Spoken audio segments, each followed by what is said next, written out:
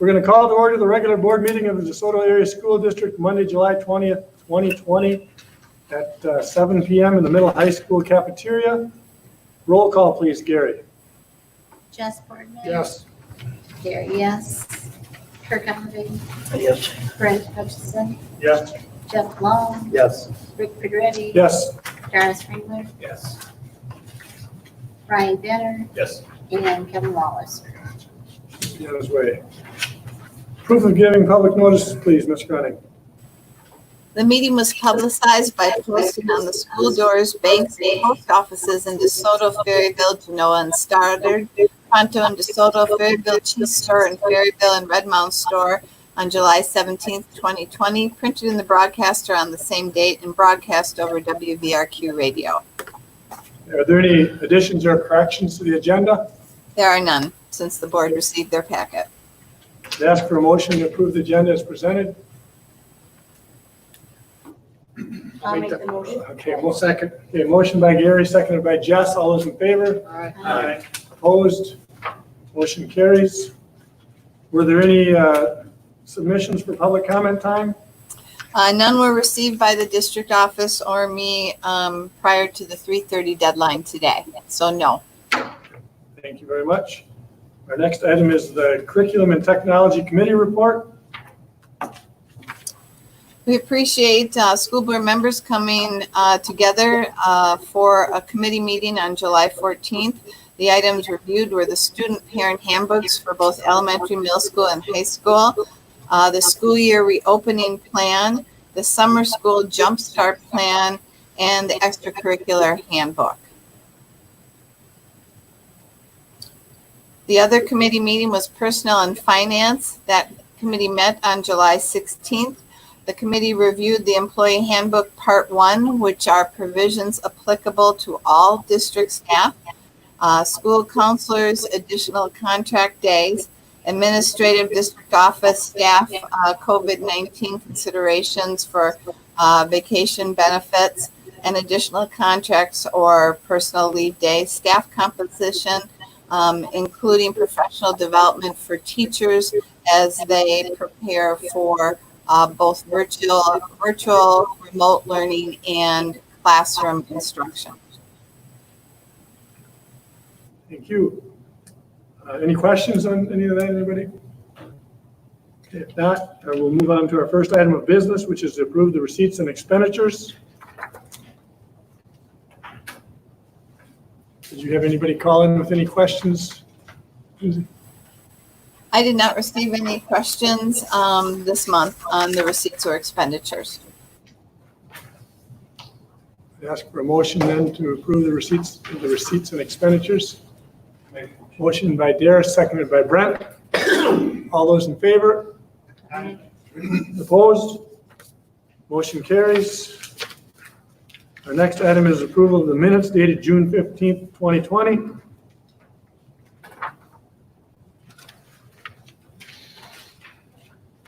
We got a motion by Kirk Holliday to approve the minutes. A second by Ryan Benner. All those in favor? Aye. Opposed? Motion carries. Resignations, hiring, transfers, and approval of volunteers, item 7.3.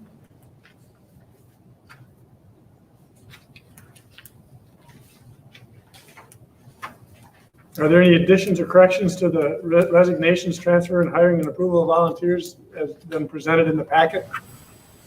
Thank you for asking. Outside of that, no, we are looking at Kyle Schaefer for middle school, high school vocal instrumental music teacher. Mr. Schaefer was our long-term sub during the spring, and he has worked for us with summer school. Stephanie Flolberg to be the high school JV volleyball coach, and the following volunteer coaching positions. So nothing new that wasn't in your packet. That's our, oh, we did have the resignation, but we are of Dan Trissoni, but we're bringing him forward as a volunteer. So he's going from resigning his paid position to being a volunteer, which was in our extra packet. Other than that, so I'd ask a motion then to approve these as presented. I'll make that motion. Motion by Jeff Long, seconded by I'll second that. Gary Fox. All those in favor? Aye. Opposed? Motion carries. Thanks, Kevin. Okay, our next item is donations. We do have a donation. This is a very generous donation by Betty Hunter and Steve Andrews, who asked that their wedding guests supply, instead of gifts, provide a donation to our food pantry and school supplies. And that as the gifts come in, they continue to forward them to us. It's just a wonderful, generous gift to the school and our students, and we're very grateful for that. Very nice. We would need a motion then to accept that donation. Yes, because it's greater than $500. I'll make that motion. Motion by Gary Fox, second by Ryan Benner. All those in favor? Aye. Opposed? Motion carries. Thank you. Our next item is, were there any Fund 80 requests? I don't believe so.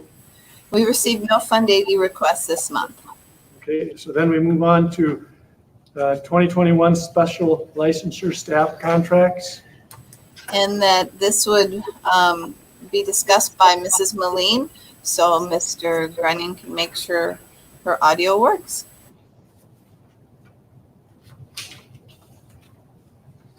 Karen, do you hear us? And I can assist as well. We have a contract in there for Kent McNamara, Opal Hostert, Anna Karasek, Gretchen Kilby. And I think we also have in the next item the nursing memorandum of understanding in case our district nurse becomes ill or unable due to work obligations for her primary job to work for us. We do have Carrie Bastide, who has agreed to assist us. So, Mrs. Moline, if you wish to speak on behalf of Kent, Opal, Anna, Gretchen, or Carrie, please join in. Absolutely. So it's a new memo of understanding for Carrie Bastide. So that's a new information being presented. Additionally, you can see what I struck out in the other contracts to change the years, as well as the CPIU, which is being proposed in their contracts.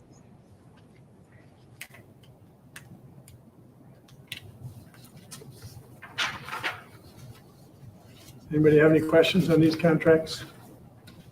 If not, could I ask for a motion to approve them? Motion by Kevin Wallacer, seconded by Brent Hutchison. All those in favor? Aye. Opposed? Motion carries. Thank you. Okay, so that included 7.6 and 7.7. So then we move on to the 2021 DPI food service contract and meal pricing. Betsy, if you would like to speak to that, that would be great, the increase in meal prices.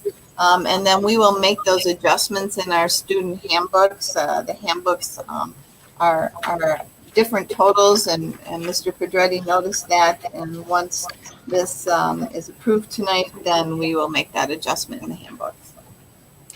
So as stated in the contract, we are required, like previous years, to increase our lunch prices to increase them 10 cents. And then as far as breakfast goes, we are going to increase breakfast by 5 cents. And then the guest tray prices, we're going to keep them the same. And also the adult prices. And then the free and reduced are set at 30 cents for breakfast and 40 cents for lunch. And those are the prices that are set by the DPI. Any questions about the changes? Thank you, Betsy. Thank you.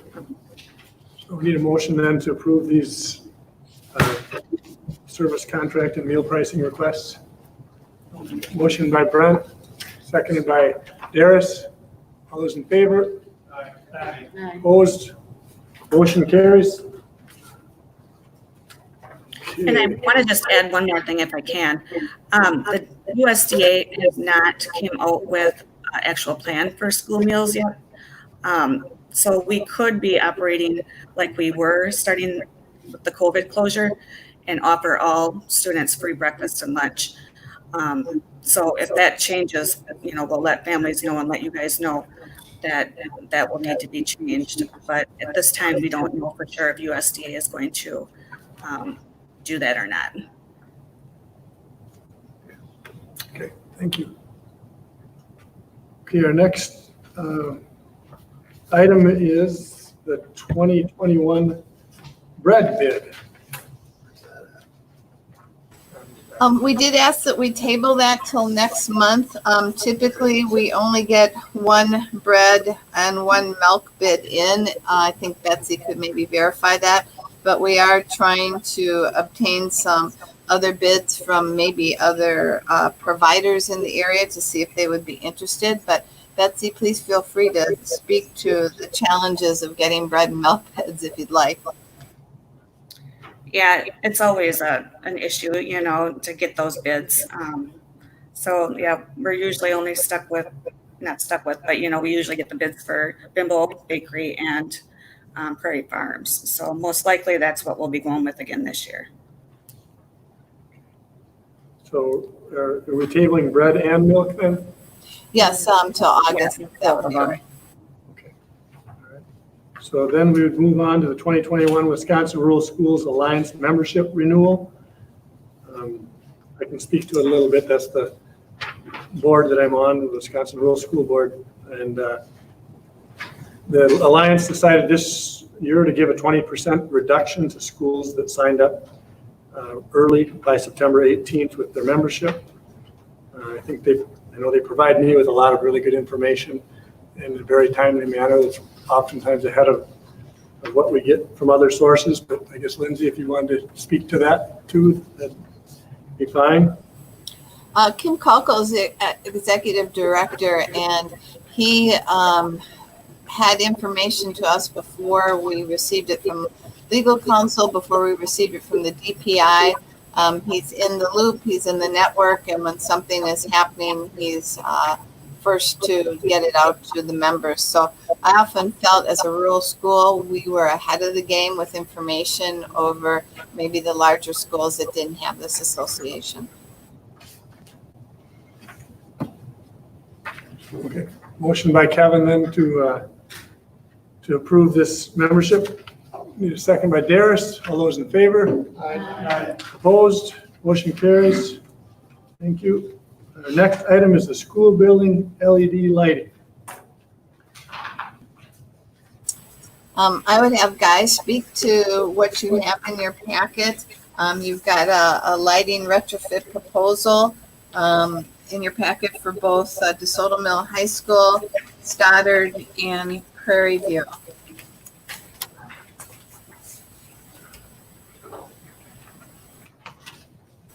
The Building and Grounds Committee has already reviewed this and understands the cost as well as the savings that will pay back the district for the investment. And the lighting changes are those that will best meet the needs of our teachers and students, creating a much better environment for them to learn and teach academically. Yeah, it would be a total LED upgrade in our existing buildings from the fluorescent tubes. Being our budget and everything that's going on, our money's going other places. It's the perfect time to invest in this because we are saving money right when we start installing stuff. It's a quick payback. I just think it's the right decision, the right way to go.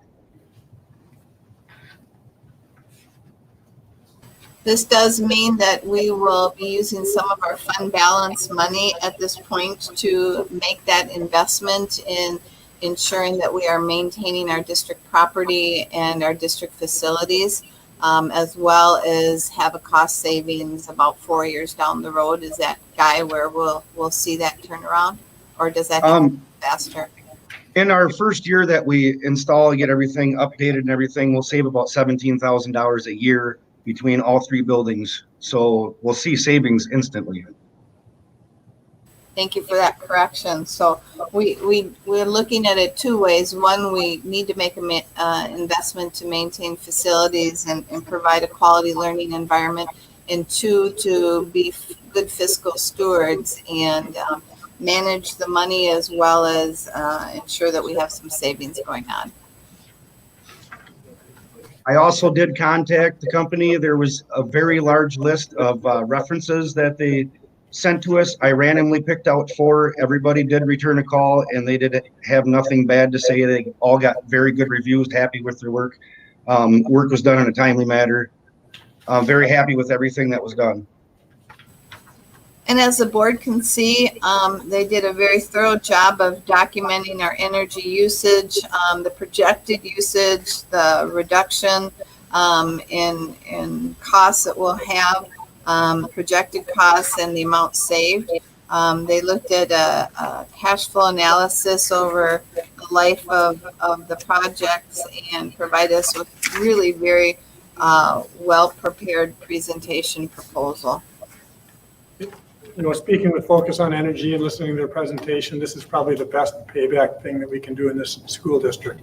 I'm all for it. I think that the only thing that I would suggest that we do is just speak with maybe Carol Worth and decide which is the best way to pay for it, you know, with negative tertiary and those types of things, whether it's better to go with the interest or it's better to pay it in one lump sum. And I mean, I would ask for a motion to approve it. And then let our administrative team, after consulting with our financial experts, tell us whether we're going to use our fund balance or whether we're going to finance it, whichever is the most logical way. I'll make the motion. Okay, we've got a motion by Darius and a second by Jeff. All those in favor? Aye. Opposed? Motion carries. Thank you. Thanks, Guy, and thanks, Jackie, who I don't know if she's here or not. Okay, our next item is the Prairie View carpet.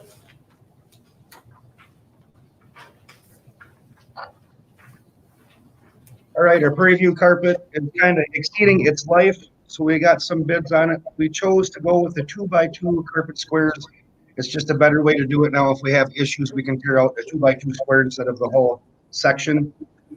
The first bid was, as you can see from the hallways of the offices, that's the most detrimental right now. Of course, we can do inside of the classrooms and that, but the hallway and that, of course, is where the most use is.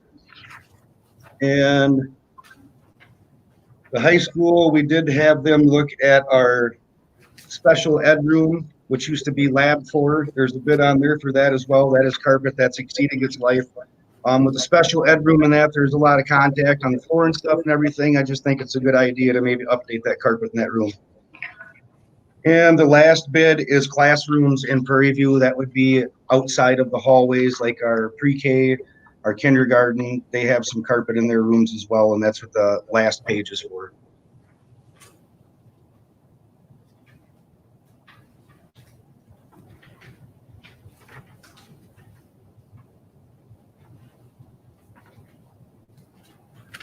Are we thinking of doing all those this year? Is that the recommendation?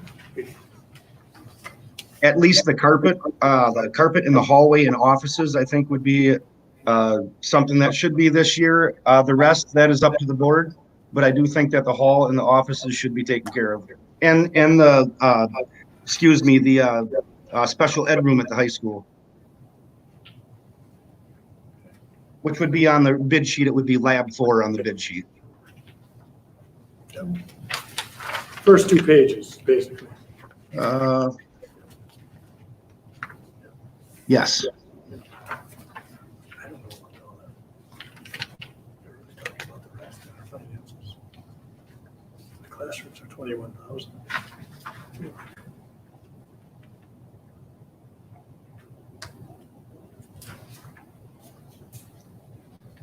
Well, are you hoping to get all this done before school starts? That would be our goal. Planning with our summer school staff and everything. We would like to do that.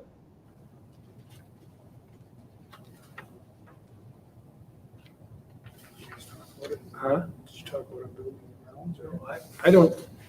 I guess I'm comfortable with the you know, the hallways and the offices by the computer lab and the high school lab 4. I don't know about that last page, that's pretty stiff. I don't know how that fits into our expenses and things.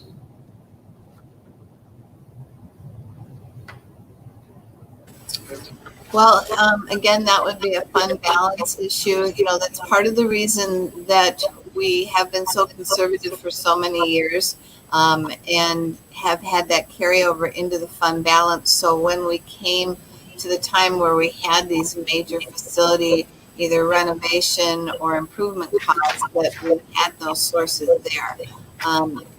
Pulling out that money, if we choose to do so, does have a negative impact on us, but I think it's a worse impact if we let the facilities degrade.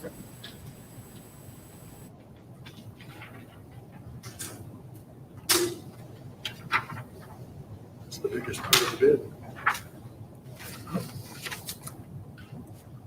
I guess if you think you need it all this year, Well, I certainly believe the special ed room needs it and the hallways do, but if you would like, we could certainly work with the carpet company and get the most imperative work done by the start of the school year. Then we could reassess our budget in October at the annual meeting and make a determination at that point if we want to finish the work. That does, when you're using the same style of carpet and the same amount of carpet, we get, you know, it may increase the cost to have the crews come back out here and do that room. But we can certainly hold off on those things and do what is most imperative and then wait until the annual meeting and make a decision at that point. That would work as well. The only thing is if you stagger a little bit the next time, you know, maybe all the same time either. that's all right, whatever you all, whatever everybody wants to do is. Okay. I would say all the ones. Okay. So we need a motion then to do that. What? Is it was 200 between the lady and the lady? Can't really. The comfort thing is right. Anyway, if somebody wants to make that motion, okay, motion by Ryan, do the carpeting as presented, seconded by Jeff Long. All those in favor? Opposed? Motion carries.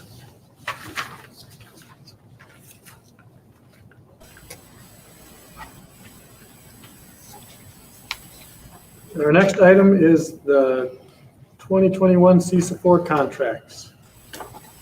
Every year we do contract with CISA 4 to provide services that we don't have staff, either expertise or staff in our schools to do.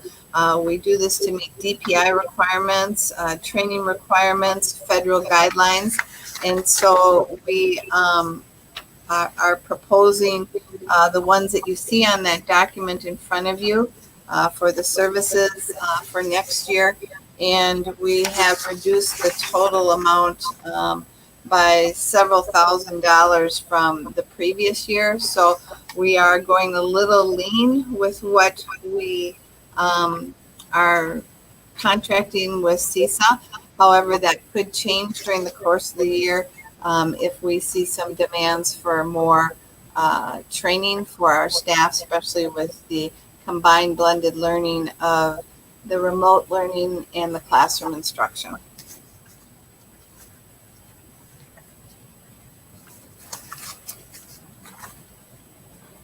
I don't know if Mrs. Moline would like to Something in here that we don't have to have. Yeah, we're bound to have it. It's, I'll make a motion. A motion by Kevin to approve the CISA 4 contracts, seconded by Jess. All those in favor? Aye. Opposed? Motion carries. Thank you. So we have our elementary school student handbook. Mr. Olson is not with us tonight, so Mr. Fulsang, if he's able to, would speak to the handbook. There's not a lot of revisions in the handbook because a lot of work had been done in previous years, but certainly the updates are there. Mr. Fulsang, would you care to add anything? Yeah, we didn't add a whole lot of details. It looked felt like it was pretty comprehensive as we looked at it.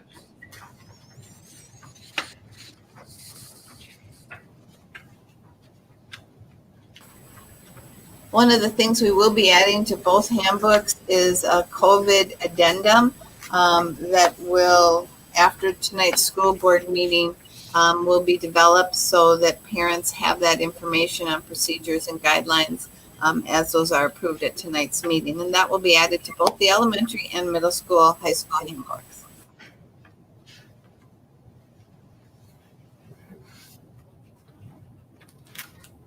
Any questions on the handbook?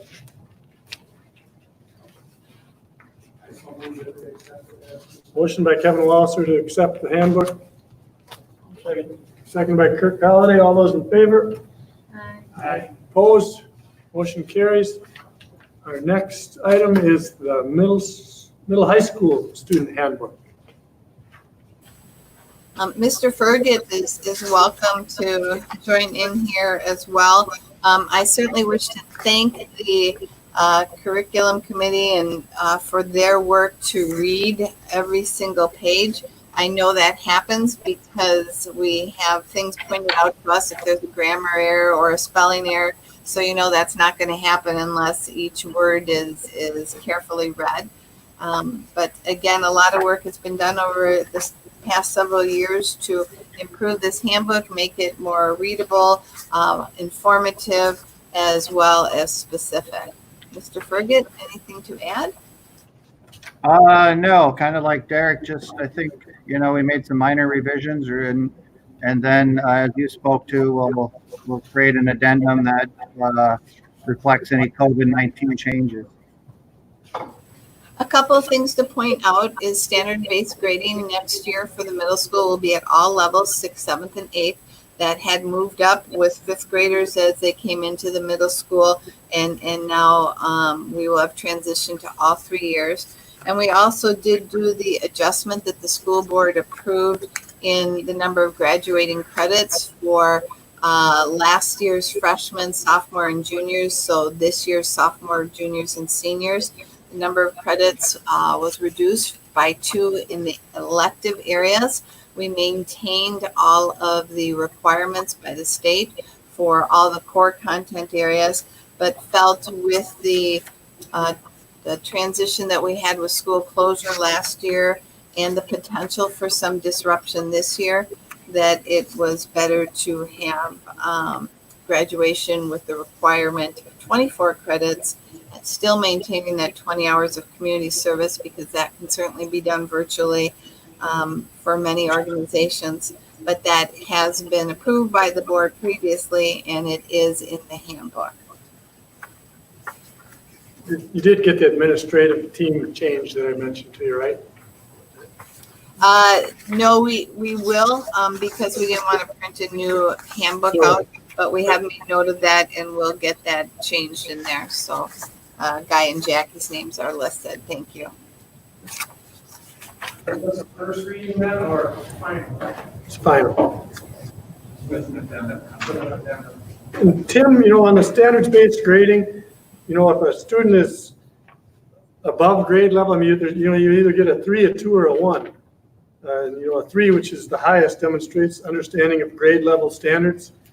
How do you signify to a parent if you got an 8th grader or a 7th grader that's doing 8th grade or 9th grade work? Do you say they're doing grade level standards for the grade that they're working on, or how do you?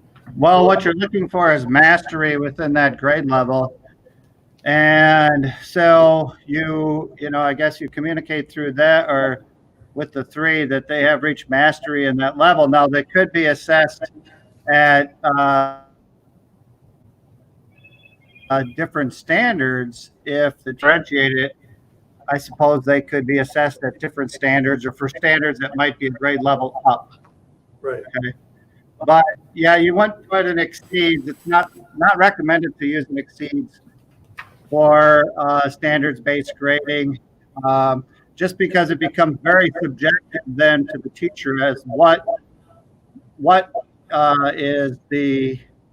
meets or what exceeds expectations. I wasn't so concerned about having something that signifies that it exceeds it, but what do you do with kids that are in 6th grade that are doing 8th grade work, you know? How do you document that on a report card? You don't, not in this case, not in standards-based grading. Unless, of course, you were differentiating instruction so that that student was being taught at a higher level, then you may. But we haven't had that at this point, so. I think Mrs. Moline one time shared an excellent example of students who were working at some standards at grade level and some standards below grade level and some standards that might have been higher than grade level. So those, if I recall correctly, Mrs. Moline, weren't those noted on the report card so that a student who may be working below grade level might be getting a 2 in that particular standard or even a 3, and then they were maybe back at a 1 when they moved up to the grade level work?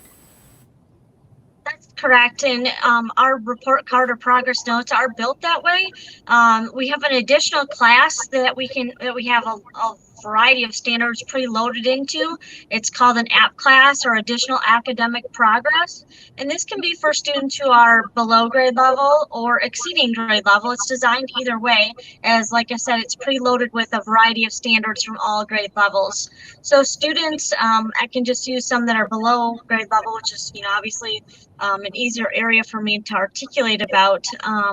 So they may have some 3 standards at a kindergarten level. If they're a 4th grader and they're maybe working on some of those name writing skills and they've reached that and exceeded that, they've met that standard, so then they would be noted a 3.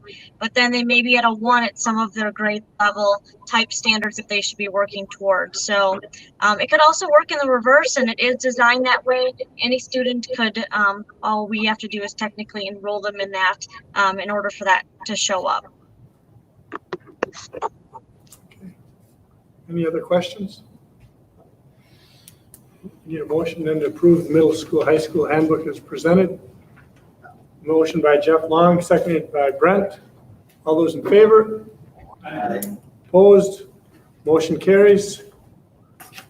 Our next item is the middle school, high school extracurricular code. Last year, the board may recall that Brandon Irke pulled together a group of coaches and advisors to really take apart the co-curricular code and rebuild it to the document that it is today. I'm pleased to really share that that document was not contested. Nobody was looking for a loophole. Nobody argued their case against the code. It seems that our coaches, our advisors, our students, and their families clearly understood the code expectations and how it was outlined to participate in sports and activities in our district, and were able to follow it. So I think that's a real tribute to the work that Brandon led, and the teachers and people who contributed to that were a part of it. And so basically the extracurricular handbook comes forward this year with only editorial type changes if there was a misspelling or a year different. Page 5 has some format editing that needs to be done. Otherwise, it all looked good. Thank you. We appreciate that note. And again, compliments to the curriculum committee and members of the board for thoroughly reading everything. It's very well appreciated.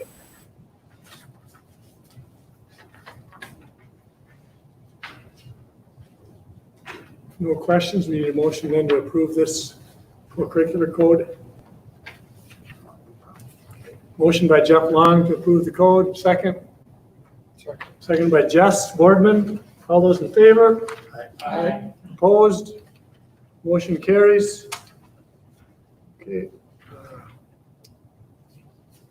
So 7.18, the academic standards. The academic standards are an annual requirement by the Wisconsin Department of Public Instruction for the school board to approve, so that parents are notified exactly how our children are being taught curriculum-wise. The Wisconsin Academic Standards and Common Core State Standards for Math, English, Language Arts, Social Studies, High School Science, Career and Technical Education, Art and Music, Next Generation Science Standards for High School and Middle School Science, and SHAPE standards for physical education and health.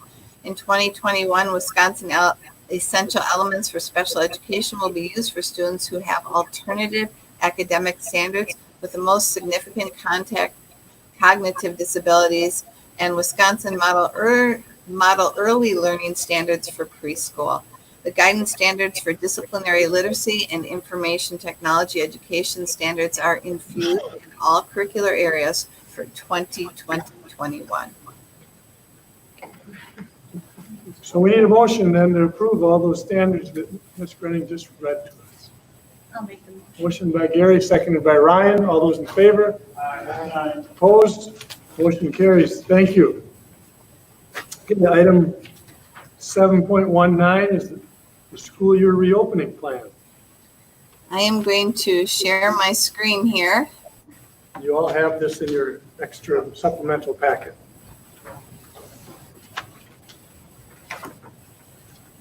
Can everyone see the screen sharing? Yep. Good. And the school board does have a hard copy of the PowerPoint that they can follow along with.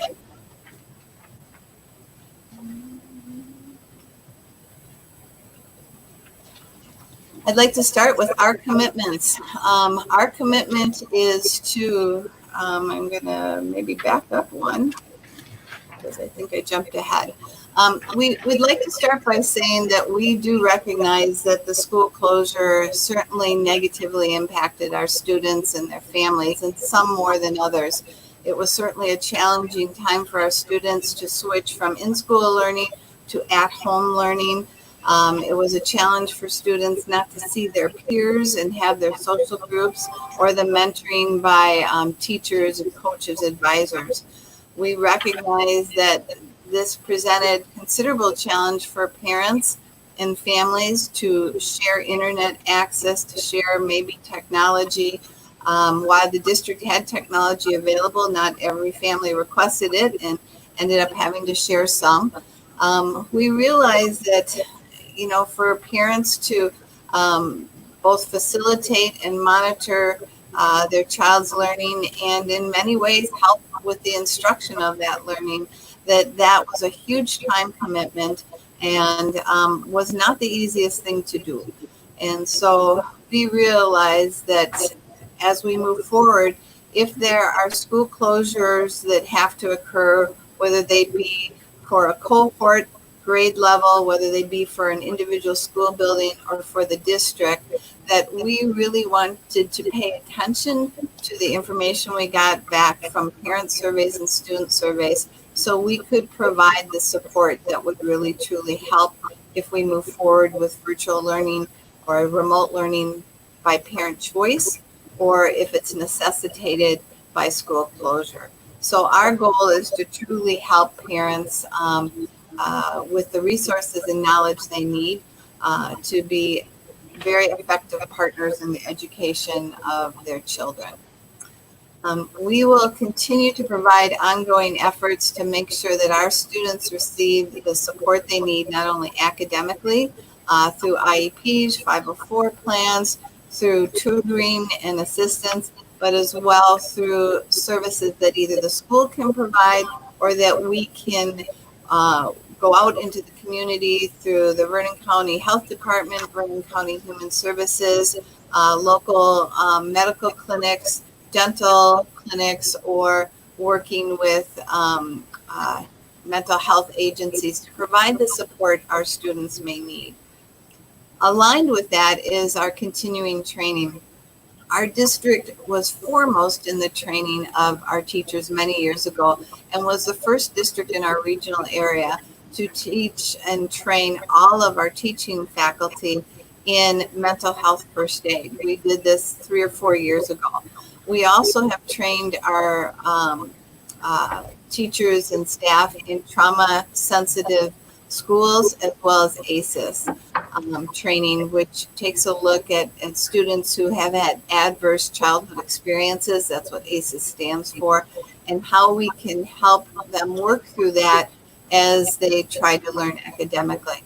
Often trauma or ACEs, adverse childhood experiences, really negatively impacts a child's ability to socially connect, to learn, and to show learning progress. So we have really spent time to ensure that our teaching staff and staff have this information, and will continue to do so through this COVID-19 pandemic time, which has certainly resulted in our kids feeling more emotional stress and additional type of pressure, especially with the change to the remote learning.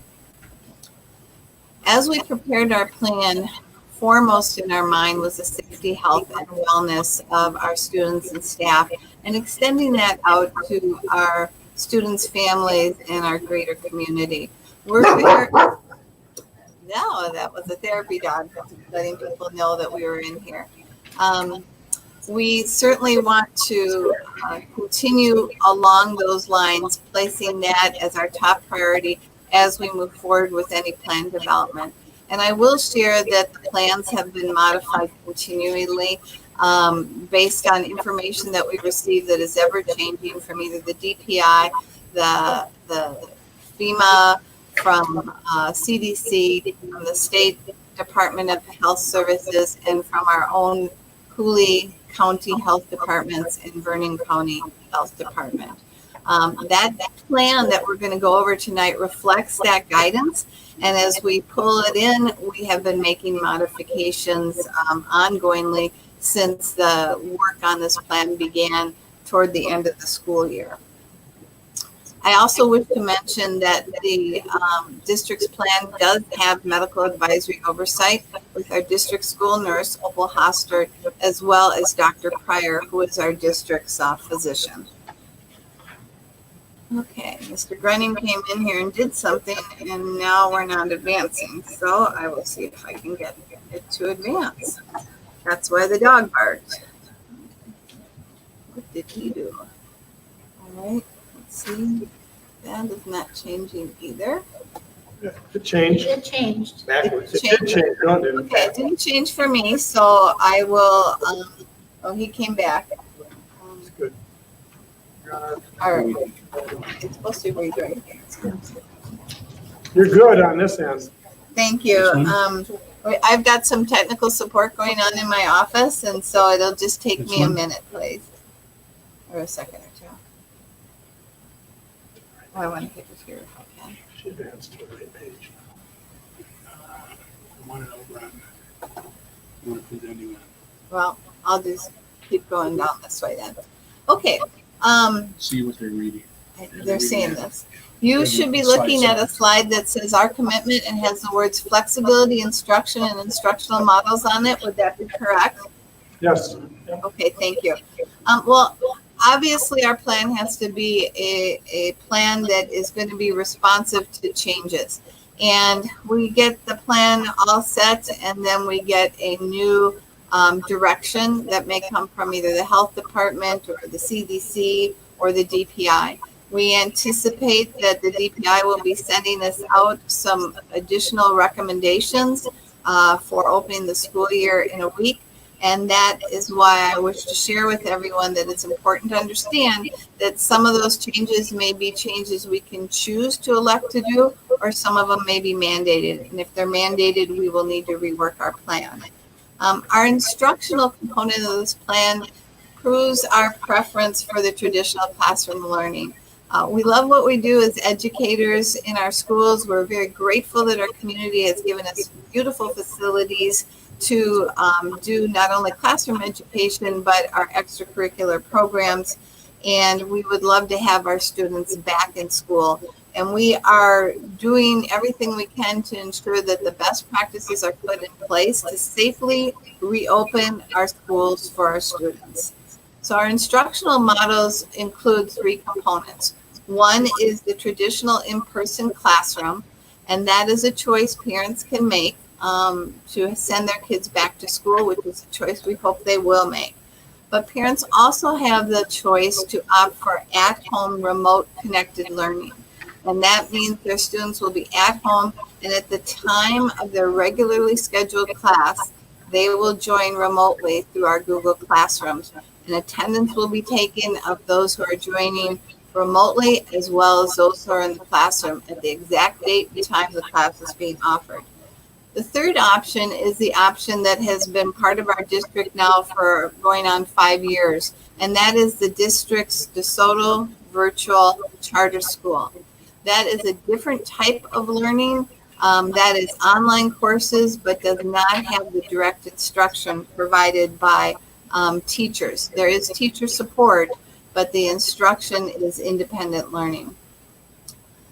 Moving on to the planning slide, I would like to acknowledge the great work of our committee. This committee of teachers, administrators, and staff decided well before the school year ended that we really need to do the work forward and plan forward and have our plan in place. So actually the school board saw our initial plan at the June 15th meeting, and that happened to be a week ahead of the DPI's release of their recommended reopening plan, which was 87 pages long. But we felt the need to move forward and at least have the basics in place.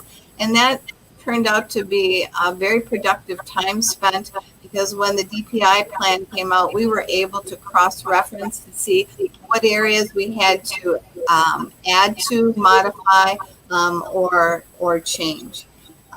We did utilize the parent and staff surveys that were taken at the end of the school year. The surveys on the parent side, we will hope when we run another survey by the end of this week that we have a greater response.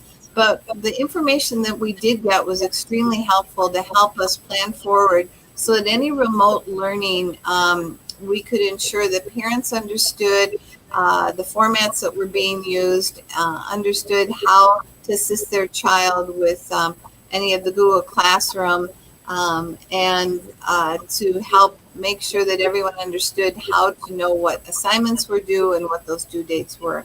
Those seem to be the really big areas.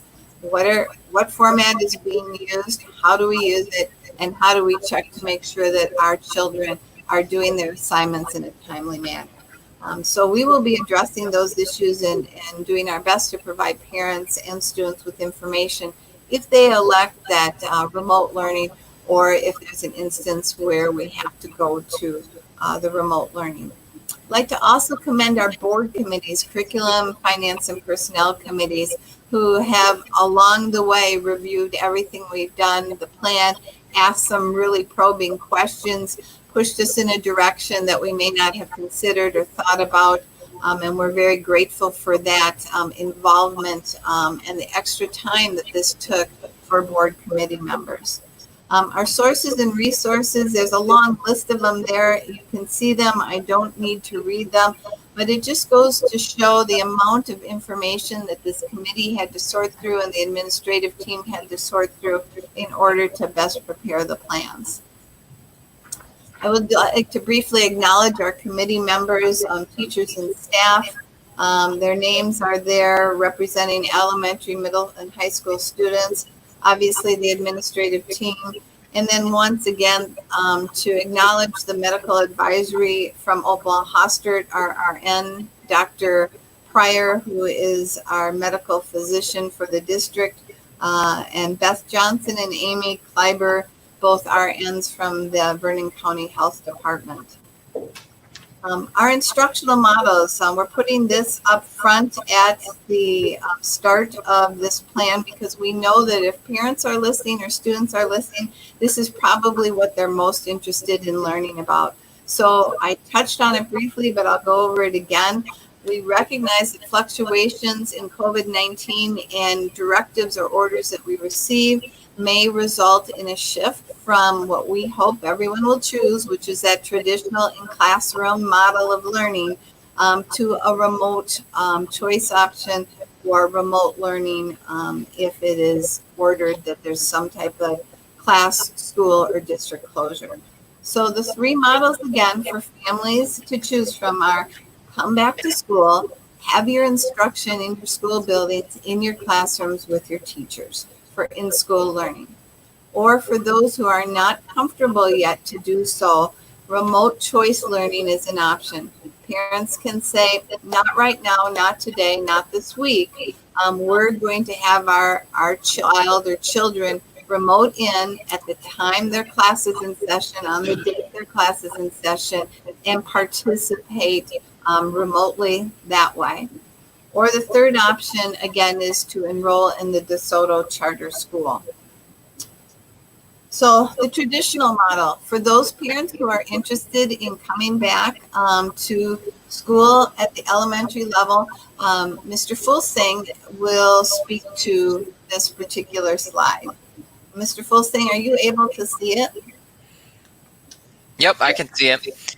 We're excited to have everybody back in the building, and we'll talk about Jumpstart in just a little bit. But at the beginning of our normal school year, right now we're looking at having kind of half of our students coming in the first day, and then half the students coming in on the second day, and we'll determine which students that'll be in the next few weeks here. But the reason why we're doing that is just to practice some of those new procedures that we might be doing in our building, and to kind of alleviate some of that stress that teachers and students might be experiencing on those first days. And nobody will miss anything new. But then that third and fourth day of that week, Thursday and Friday, we'll all be back together. So we'll have kind of a half on, half off, and then those Thursdays and Friday we'll be back together. Preschool will look a little bit different. They're gonna probably not be there the first. They're not gonna be there the first week, and then they're gonna start Prairie View Monday, Wednesday, and Stoddard Tuesdays, Thursdays, so that we can create that good expectations as we come into the building, and they can learn those expectations when they get there. And right now, our K-5 open house is going to be a virtual way of doing it, where the teachers are going to do some videos and make it a little fun for everybody, and present in a way that's exciting for kids, to get those kids back excited about coming back to school. And then 4K, we haven't determined yet, but it'll be an in-person time where parents can get to sign up, and we'll bring them into the room so that they can get that experience and experience that first day of, or first time coming into the preschool room. Great, thank you. Mrs. Moline, did you care to add anything to that, or do you feel we have it covered?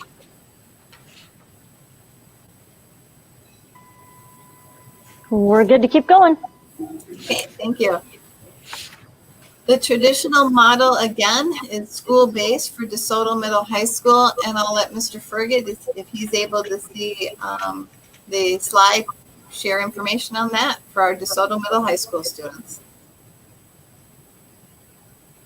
Yes, can you hear me? Yes. All right.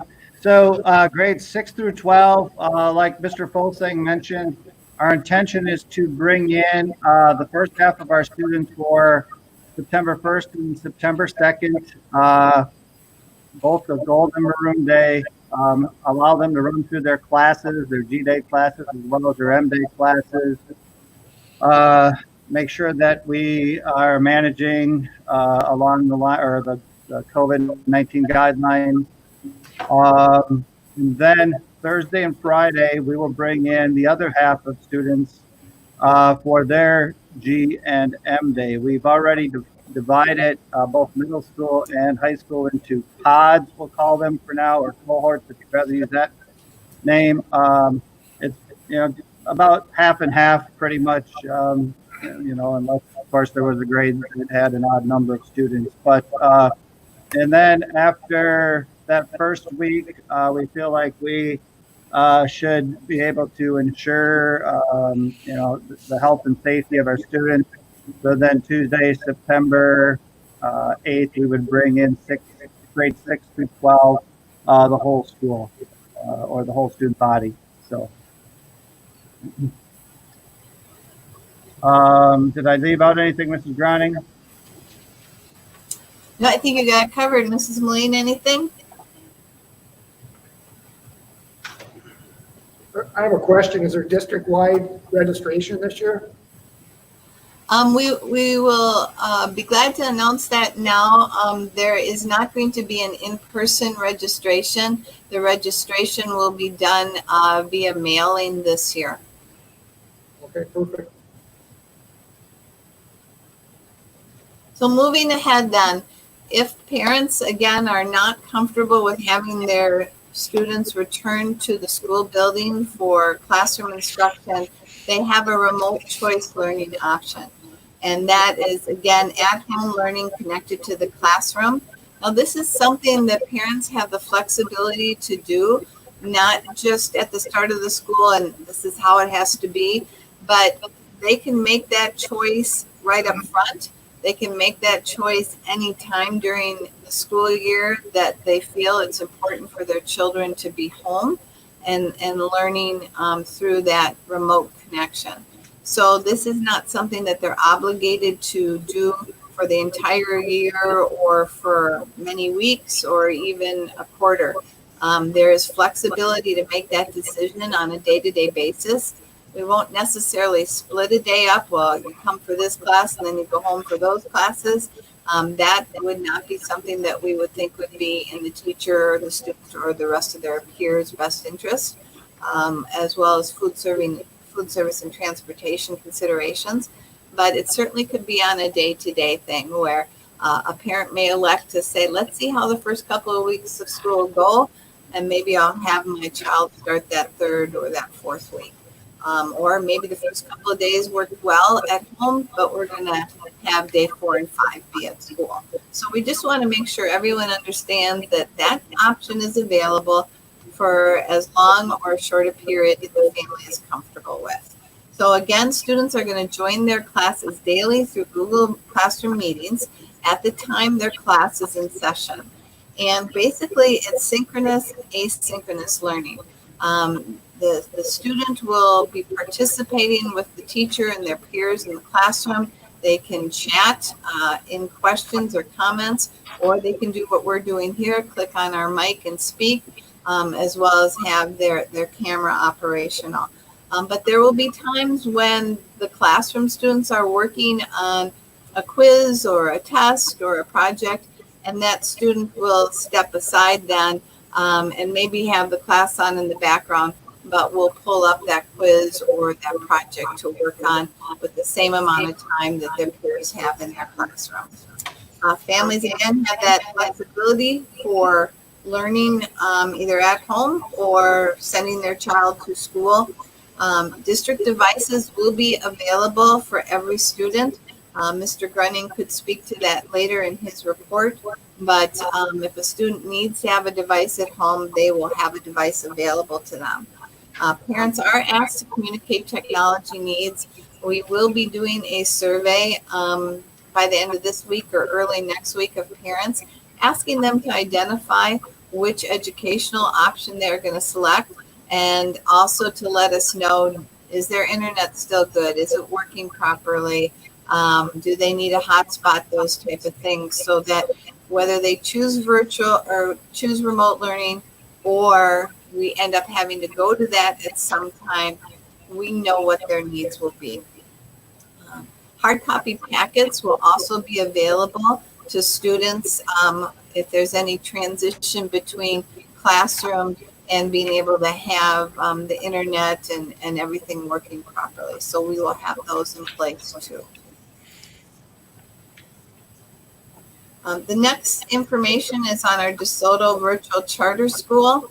The Desoto Virtual Charter School is about home-based education, and parents typically take an active role in instructing their students because they also take an active role in personalizing the curriculum to their students' interests, still meeting state requirements for graduation and the district's requirements for graduation. I will say that this is not an easy program for students who think, well, I can self-pace and work when I want, 10 o'clock at night, or work all day and then do my coursework in the evening. There is about 30 to 36 hours that is needed to commit to educating a child this way. So parents need to make sure that their student is online doing the online coursework. And that is going to take that 30 to 36 hours a week if they have a full class load.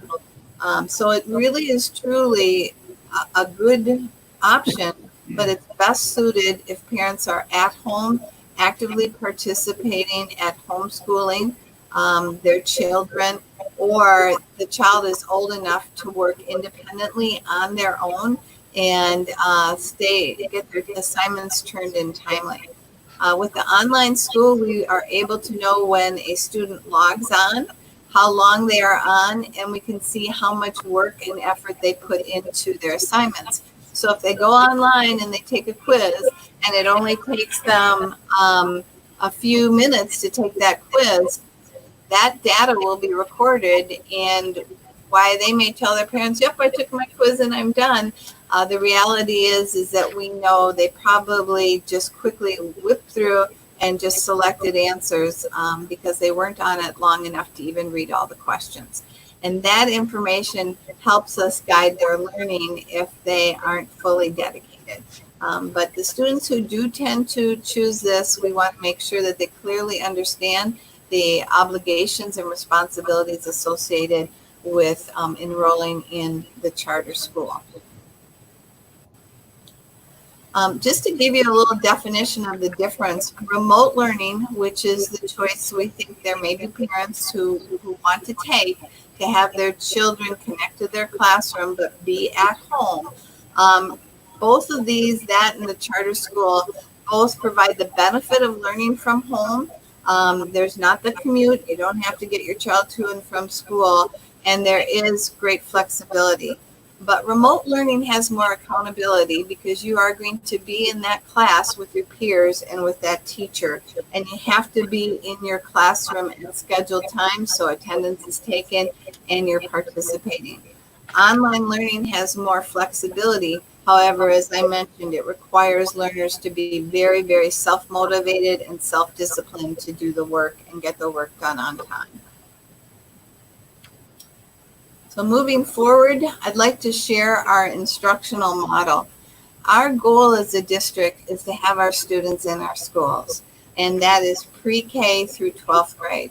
So if we are in what's considered a low-risk period, where we have assessed the information we've gotten from multiple sources, but our primary sources remain the Vernon County Health Department and the Cooley Compass, as well as looking at our own district to see, do we have any COVID positive students that have been tested and tested positively? Do we have any COVID positive staff who have tested positively? Are any of our students being contact traced? And so that they may have to go home and self-quarantine because there was contact within 6 feet for longer than 15 minutes. So when we look at that, if we see that the county may be at a higher risk level, but we as a school district don't have that COVID positive or that contact positive, we're going to consider ourselves at low risk, and we're going to function normally so that we can provide the closest traditional experience for our students and our families. If we move to that moderate risk, that will be considerations where we are seeing maybe no COVID positive tests, but we're seeing some more contact tracing occur.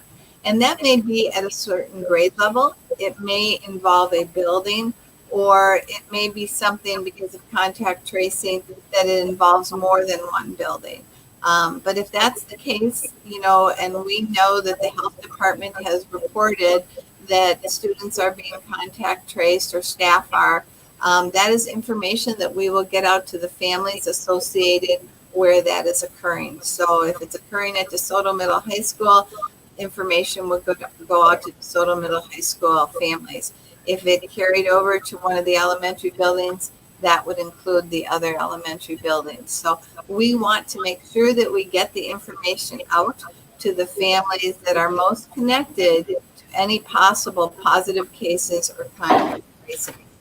High risk has some specific requirements in it. that if we moved our district to a high risk, we would start to implement a lot more of our limiting procedures on where classes could go and move, who could or couldn't come into the building, and what activities that we might do. But in each one of these models, including severe risk, with an approved plan by the county health department, we believe that we can still offer pre-K through 12th grade school classroom options for learning. And so that model shows graduating levels of increased precautions and increased limitations as we move from low risk up to severe risk. In every aspect, at any time, a parent is more than welcome to say, I would like my child to do remote learning. We moved from low risk to maybe high risk. I'm not comfortable with my child being in school. I think they'll remote learn for a while. So at any component of where we may be, parents have that choice and have that option to their comfort level, to their family's comfort level. The next area was shared with me by Amy Kleibel, who is the RN from the Vernon County Health Department. What is the process that would occur if a student or a staff person either tested positive for COVID-19 or was being contact traced? And so if there's a positive test result, these are the steps that happen. The Wisconsin electronic surveillance system notifies the county health departments that a test was administered and a positive result was received.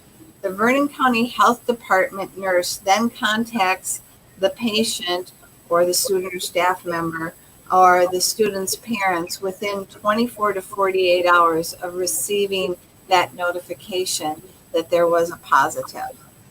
Positive students or staff would then be directed to isolate at home, and this would be a county directive as well as an expectation of the school district for a minimum of 10 days from the onset of symptoms. So when symptoms onset, that list that you see repeatedly out there that has sneezing and coughing and a sore throat, difficulty breathing, new loss of taste and smell, those symptoms when those start, that would be considered the onset date. And you may have tested positive after the onset because typically people don't go for a test unless they have some symptoms. So it's from when that symptoms started that 10-day period begins. But also the individual student or staff has to be free of fever for 72 hours, 3 days without the use of medication. So that could actually extend that window beyond that 10-day period if the student or staff person still has a fever and can't reduce it without medication. At that point in time, after the families have been notified, the Vernon County Health Department nurse will talk to the student who tested positive or the staff person to find out who they were around, that they were closer to within 6 feet for 15 minutes in time. That seems to be the distance and the time period where the exposure could lead to somebody actually having the coronavirus. So the individual who is tested positive will be asked, who are you around? Who was closer than 6 feet for 15 minutes or longer? Those who are contact traced will be directed by the county to self-isolate for up to 14 days. And the up to is there because that day has changed a little bit from different informational sources. And so the county will help decide the number of days that those who have been contact traced would need to self-isolate. And again, that would be a person that was closer than 6 feet for 15 minutes or longer. Students and staff who are not within 6 feet and, for longer than that 15-minute period, or staff who are wearing the proper personal protection equipment may not be required to self-quarantine.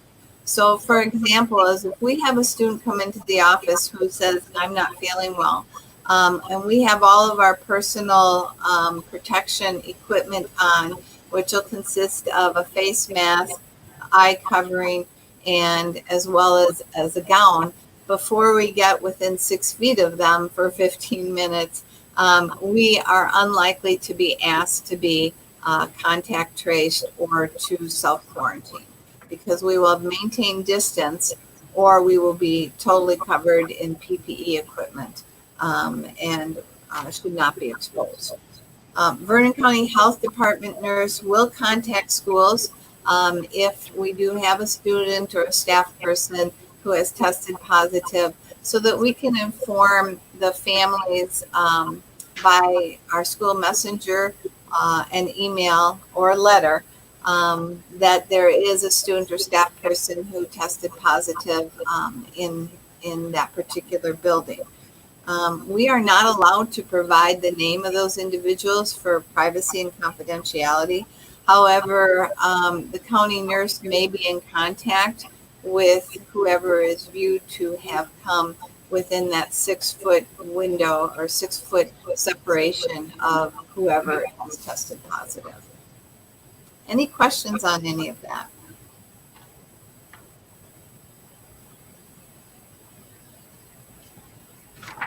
School communication, again, we are going to strongly encourage all of our parents to sign up for School Messenger and make a choice if they want text alerts, school emails, or voice messages. They can have all 3 or 2 or just 1. But if they only choose a text message, we obviously can't include a letter. So we would advise them that a letter will be mailed out to them. Our letter will include the following information: that we have to our parents that we have a suspect or confirmed case of a student or a staff person with COVID-19, and that has been reported to the district. A suspect case is a student or a staff person who is waiting for test results due to the proximity of being near a person who is positive and symptomatic. So often these people have been contact traced, they go and get the test, and they're waiting their results. So they are a suspect case. Vernon County will notify students who are within 6 feet of the suspect or confirmed case when there is a positive. The district practices will also be communicated in that letter, that we are focused on doing the sanitization as well as the disinfecting and cleaning protocols to prevent the spread and to mitigate exposure. In addition to the cleaning and disinfecting, we are also looking at maintaining cohort groups or grade level groups at the elementary levels, and not allowing that intermingling of grade levels either during recess or during the lunchtime. We're looking at hallways that are just one-way hallways. We are looking at controlling the entrances and the exits through scheduling times, as well as at the high school, middle school level, maybe having students remain in the classrooms and having teachers shift in. At the elementary level, the specials will ideally be working that way, where, for example, 3rd grade will be in their classroom and the art teacher will come to that classroom rather than move the students in the hallway to the art room. Those are some examples. We will continue to recommend that wearing a face mask, face covering is done in all settings, but we do recognize that to put it as a requirement is not something that we believe we can feasibly sustain with fidelity 100% of the time. Little kids are going to move their masks up and down. Middle and high school kids may do the same. And as we aren't totally used to wearing them, a staff person might make a mask or face adjustment. So we're being very upfront and very honest, saying there are limitations to what we can do. We'll make every effort to put in protocols in place and to follow them as closely as we can, but we cannot guarantee our students will do that at all times, nor can we guarantee that anything that we put in place can effectively eliminate the potential for exposure to and contracting COVID-19 or the coronavirus, just as we cannot do that to ensure that any communicable disease is totally eliminated in a school setting. We will inform parents in our letter that we'll continue to monitor the developments of the situation, and we will change protocols as needed or directed.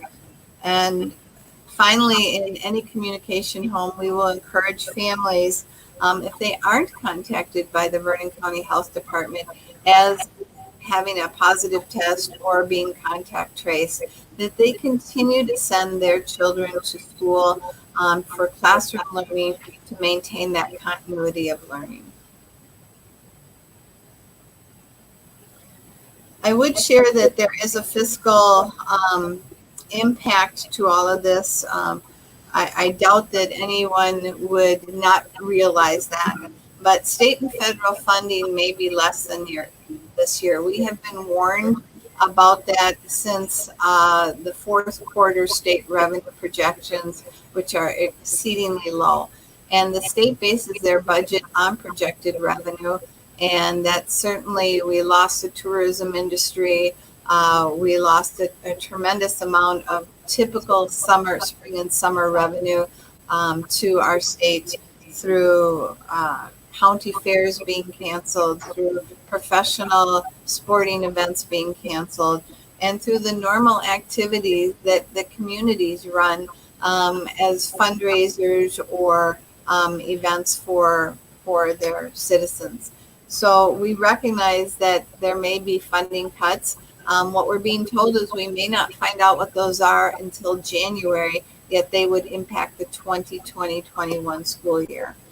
The CARES Act is a federally approved program, coronavirus aid, relief, and economic security. We anticipate a little over $140,000 in funding, and potentially to share out about $20,000 of that, maybe not quite that amount, with our private schools within our district. And so Mrs. Moline is working very closely with St. Matt's and St. Charles to ensure that they receive their fair allocation of these federal funds.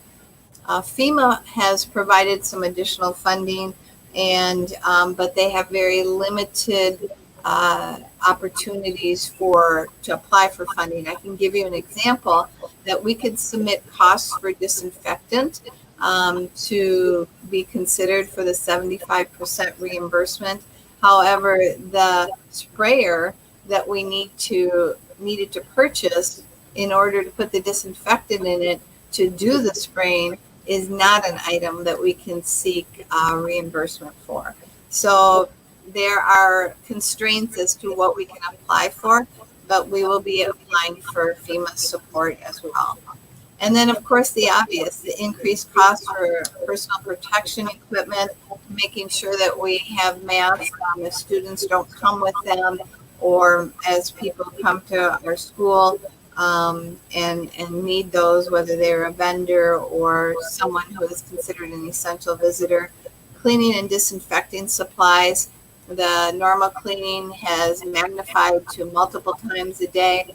Disinfecting, increasing frequency, professional development for our staff so that they have the training that they need, not only on managing the Environmental Protection Agency chemicals that we're allowed to use, but for our teachers and educators, that they have the training so that they can respond to the parent survey and student feedback on how to be effectively create virtual lessons and learning that can take place remotely, as well as materials and technology. I'm sure Mr. Grunning in his presentation will speak to that in greater detail, But as you would imagine, when there's a higher demand being placed on Chromebooks and laptops, the prices don't decrease, they increase. And we wanted to make sure that we could adequately support our students if there was a full scale school closure. And so those purchases have been ongoingly made. There's usually limits to the quantity that you can buy. And so when Mr. Grenning sees that they're available, he makes those purchases at the limits we've been able to obtain. Looking at our physical spaces, what are we doing in our building to help prevent the spread, to help promote awareness and understanding? Safety signage will be posted in all key areas on hand hygiene, social distancing, symptoms, and preventing the spread. Drinking water will be going to bottle filling stations only or disposable one-time use cups. We'll ask that students bring their own water bottles labeled to school so that they have water access when they need it and they can use those refilling stations. Not all of our water fountains are equipped with that, so that is certainly a very expensive item to add to our budget to be able to do that uniformly through all of our schools. Physical barriers, again, another expensive cost. We are looking to do that in our offices, at our teacher desks, for some of our student group work areas. And then Betsy noted in the kitchen, we can socially distance students who can come through to get their tray of pre-plated food for them, so they won't be manually serving themselves any longer, but they can still come in and pick up that tray. And she has requested some plexiglass barriers there to separate her servers from the students and the students from the food. Floor adhesive, those to mark 6-inch separated areas as students are traveling through the hallways, as well as seating arrangements. Hand sanitization stations, we will be having the hand sanitizer on stands, entrance areas, or in our large common areas as well. Creating space for distancing. We are relooking at all of our classroom sizes. We have measured those out. We believe that most of our classrooms are large enough for the number of students we have in class, but a lot of the niceties that have made it a very home-like environment are going to have to be removed. Extra tables, student teacher desks, mini soft chairs or small couches or love seats, and rugs as well. Our kids love to sit in the elementary schools on the throw rugs, and those create a cleaning hassle for our custodians, and so those will need to be removed.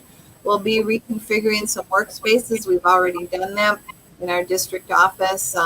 One of our district office staff is now in a different area so that we can maintain that 6-foot separation. And we'll do the same for classroom and teaching spaces. Lockers, when they're used, instead of having like our freshman hallway and our sophomore, junior, and our senior hallway, we will be staggering the use so that if freshmen do go to their lockers, those lockers are separated by sophomore, junior, and senior lockers so that we can maintain that 6-foot separation as we release a group at a time that is grade level. Same at the elementary schools. And then each school, we do have rooms that we haven't necessarily called isolation rooms in the past, but they are rooms where students go when they're not feeling well. We know that sometimes we have multiple students, and so we're going to have to separate them into other areas. Staff will have to wear proper PPE equipment so that we don't have to be contact traced if there is a positive test. And we'll have to ensure when students go in those rooms that they too have PPE equipment that they can use while they wait for the screening to be done to determine if they are ill and if they do need to go home. And that's the normal screening that we would do with any student who came in and said they didn't feel well. We'd ask what their symptoms were. We'd take their temperature. things like that. But unlike what we've been able to do in the past, if a student is not feeling well, they more than likely, the phone call will be placed home and mom or dad or guardian will be asked to come pick up their child from school, because symptoms are being treated as if it is COVID-19 rather than if it's just the common cold or influenza. Healthy environments, ventilation. This is where I'm going to ask Guy to join in, and if he's able to see these screens, he'll talk a little bit about these areas, so you get a different voice for a little while.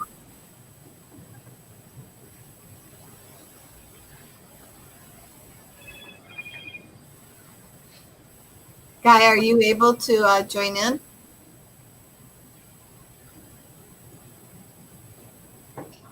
Yeah, I'm here.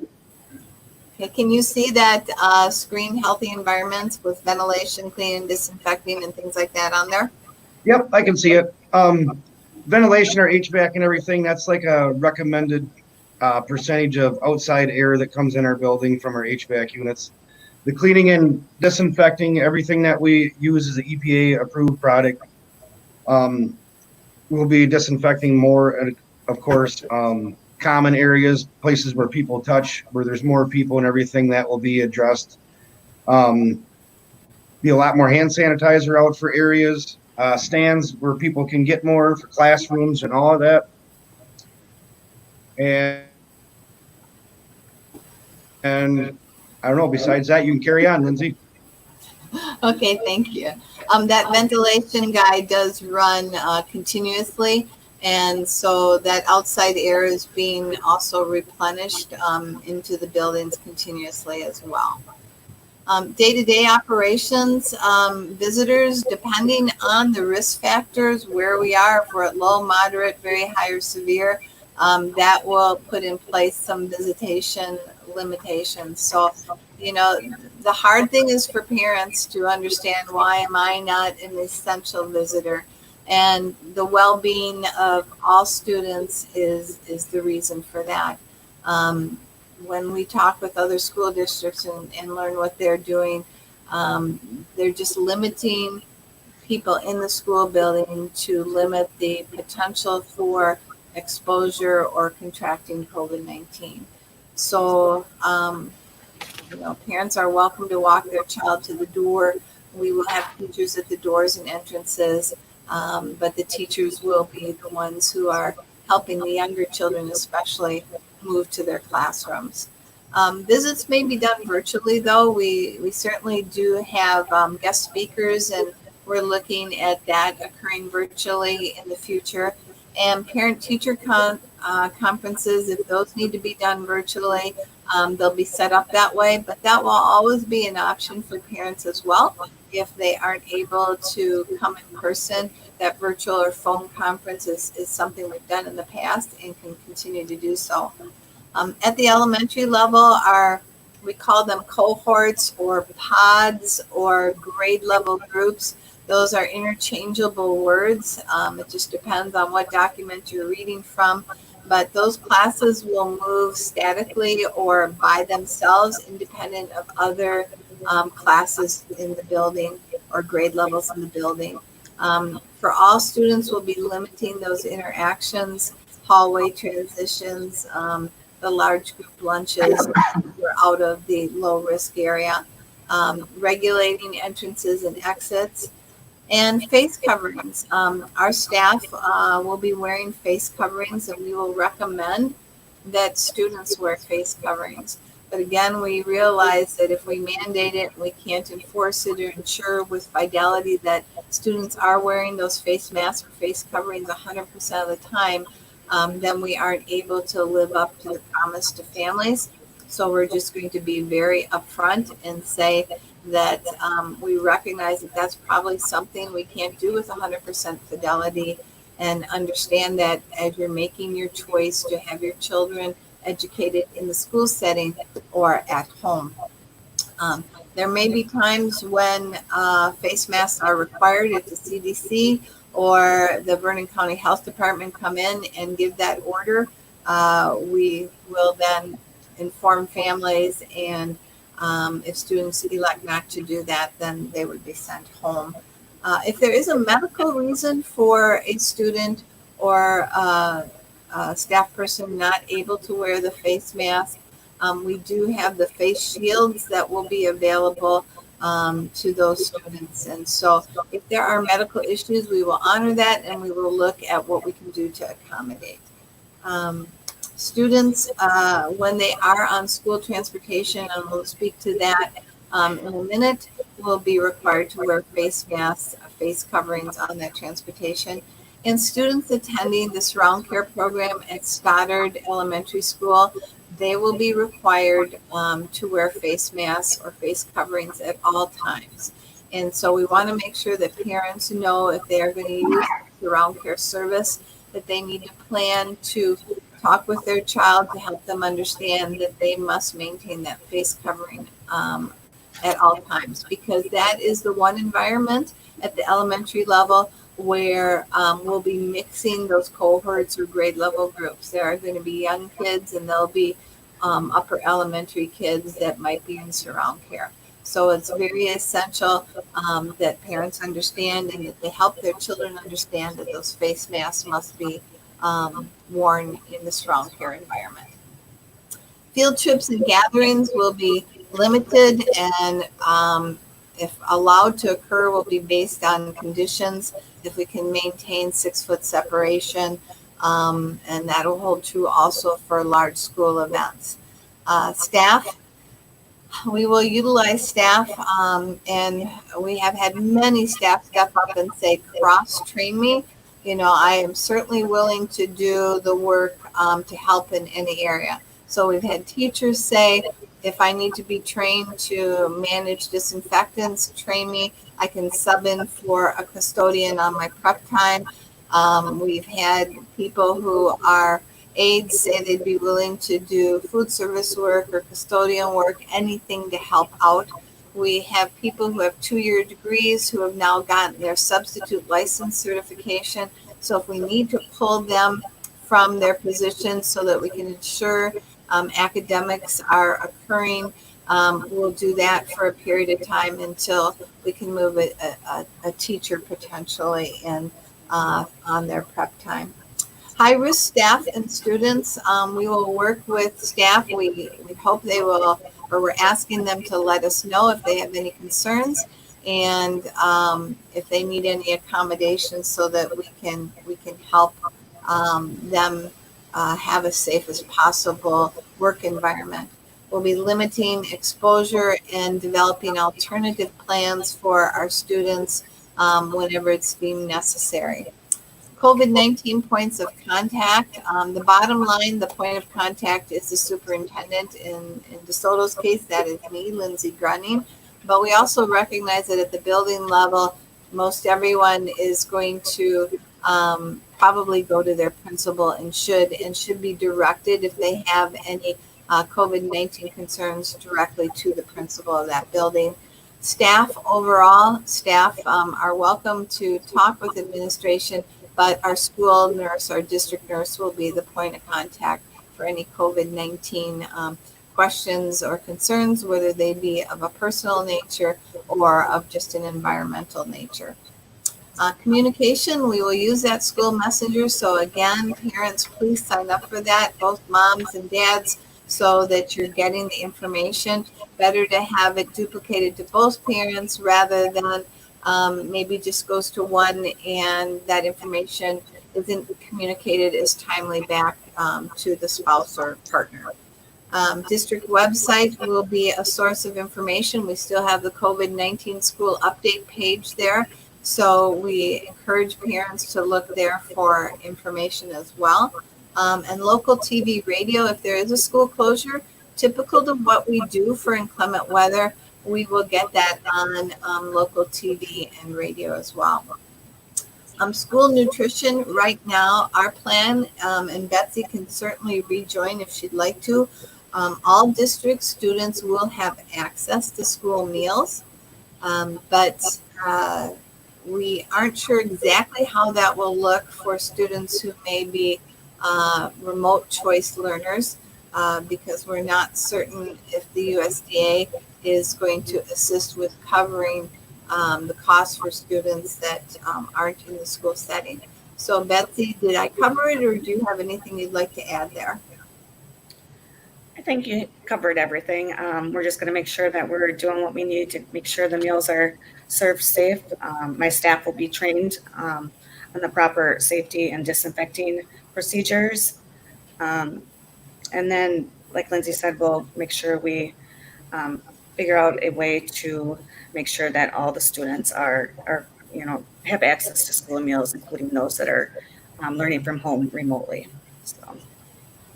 Thank you, Betsy. Transportation. Transportation is certainly a concern because we know social distancing would be very hard to maintain. We are not in a position where we could afford to only put 12 students on a bus. We do not have enough buses, or the company that we work with, Southwest Transportation, would not have enough buses to support that. We are a 30-plus mile long district, 10 miles wide. We cover a lot of territory, and it is just not economically feasible to run multiple buses, even if we had them. We also know that we don't have, or the company doesn't have, the drivers if we did or were able to have more buses. The majority of drivers tend to be a little older in age, and even finding substitute drivers is a challenge. People know that from listening to news and seeing advertisements for drivers from the large cities to the rural areas.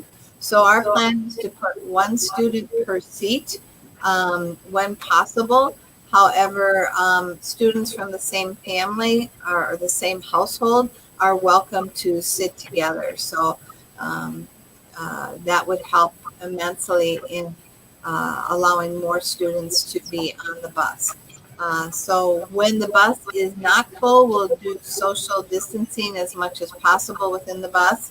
We'll load from the back of the bus to the front whenever it's feasible to do so, though we know it is not ideal if a very young student gets on the bus that they have to go all the way to the back and sit with much older students. So we will be cognizant of those age groups, but we will do our best to maintain the social distancing, load toward the back, move up front. And then when we unload, we'll unload from the front, obviously, to the back, which is pretty normal. But we'll ask students to be respectful of social distancing as they're getting off the bus. So we're sharing that out with families because, in all transparency, we cannot provide 6-foot social distancing on the buses and have more than 12 students. And that is just not practical. So as families make the decision on if they would like their children to ride on the school buses, understanding that it will be one student per seat unless they're members of the same family household, and then we'll ask them to sit together is something we believe families need to know when they make their choice in how their student is going to be transported to school and their choice to educate their students in the school setting.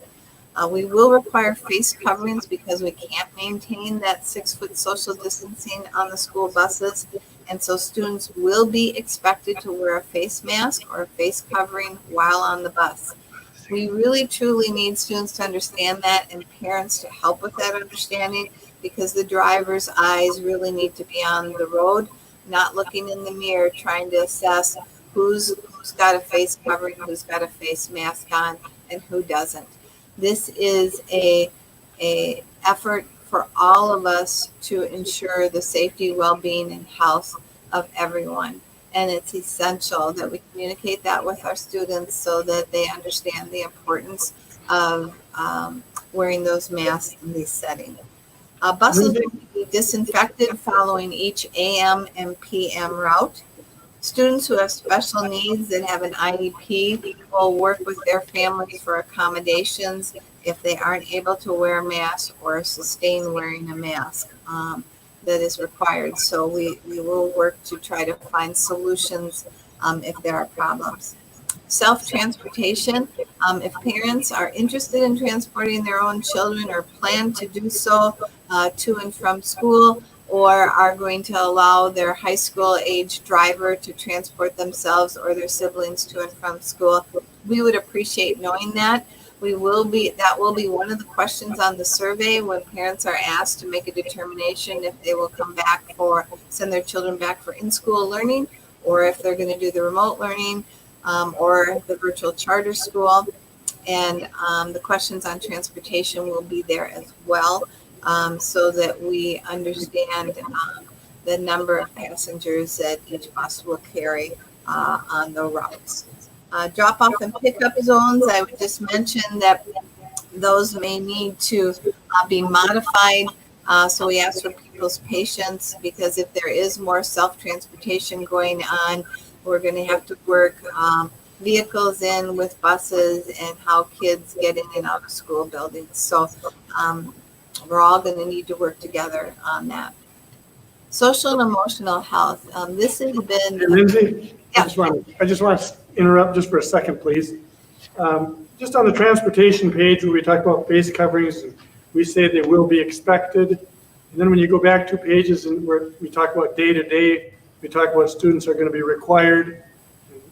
Can we just make sure we use whichever word we want? I mean, like maybe required on the buses or expected. Maybe we just want to use expected all the time or required all the time, but I think some people might just think expected is not quite the same as required. So you maybe address that and put it whichever way you want it, but maybe. Thank you. The correct terminology would be required, and we will make that adjustment. And that is because we can't maintain that 6-foot separation, and kids are on a bus longer than 15 minutes. So we need to make sure that they have a mask covering. Okay, thank you. Just one more question too. Is the district required, since we are requiring this, face mask coverings, is the district required to have them for students? Well, the DPI is providing our district with a total of 1,000 masks. That's 2 masks per child. And then the Vernon County Emergency Management is going to provide us with 5 cloth masks per child.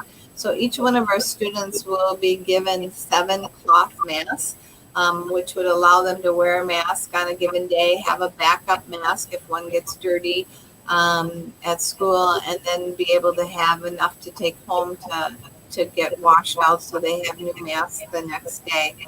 So they will receive 7 cloth masks. We will have a small supply on the bus of the paper masks in case a student does forget to bring their mask when they board the bus. So we will have a small supply, but each child will receive 7 cloth masks. Thank you. Great question. It's very helpful information. Most kids aren't going to like those masks because they're white and a little boring, though our understanding is they can be tie-dyed, and that may be an activity that some kids have an advantage who are in our in-person summer school starting August 3rd to have an opportunity to do some tie-dyeing or some designing on their masks with permanent fabric crayons or markers to make them a little more fun and interesting to wear. Social emotional health, our teachers and administration and our staff care greatly about our students. They accept the responsibility of being in lieu parentis, a legal term meaning that we act in place of the parent when the students are our responsibility. We care greatly about how this experience has impacted them. We know that students are very, very resilient, maybe even more so than those of us who are parents of a student or as adults. They seem to flow well with whatever change comes their way. They may not like it, but they adjust, they modify, they adapt, and they move on. Those of us that are a little older are set in our ways. We want it to be the same traditional way it's always been. And we recognize that maybe we too need some social emotional support. But as you look at this slide, you'll see that we are going to make every effort to ensure that our climate is welcoming. Mr. Fulsang spoke about the videos that are going to be done. We plan to do some at the high school too, so that students can watch them ahead of sometime in August, ahead of the September 1 start date, and refamiliarize themselves with the building, see that it's a great place to be. The classrooms, for the most part, look the same and are welcoming. We'll promote not only that training that I spoke about, the trauma-informed care, the ACEs, the adolescent mental health training for our teachers and staff, but wellness, both physical and mental wellness in school. We hope to train some peer mentors in that as well yet this summer. So if there are parents out there or students out there saying, hey, I want to be a part of that, I'm willing to go to the training and I want to help my peers as we bring the school year back together, please let your building principals or me know so that we can get you engaged in that. Don't say you weren't asked. I'm asking you now. We need student peer mentors. We need that leadership and support. And those of you who are interested in that, you're thinking about maybe becoming a counselor, a psychologist, a doctor, a nurse, a social worker, or a teacher, and do some kind of, or a police officer, and do some kind of community support and safety, please let us know that you might be interested.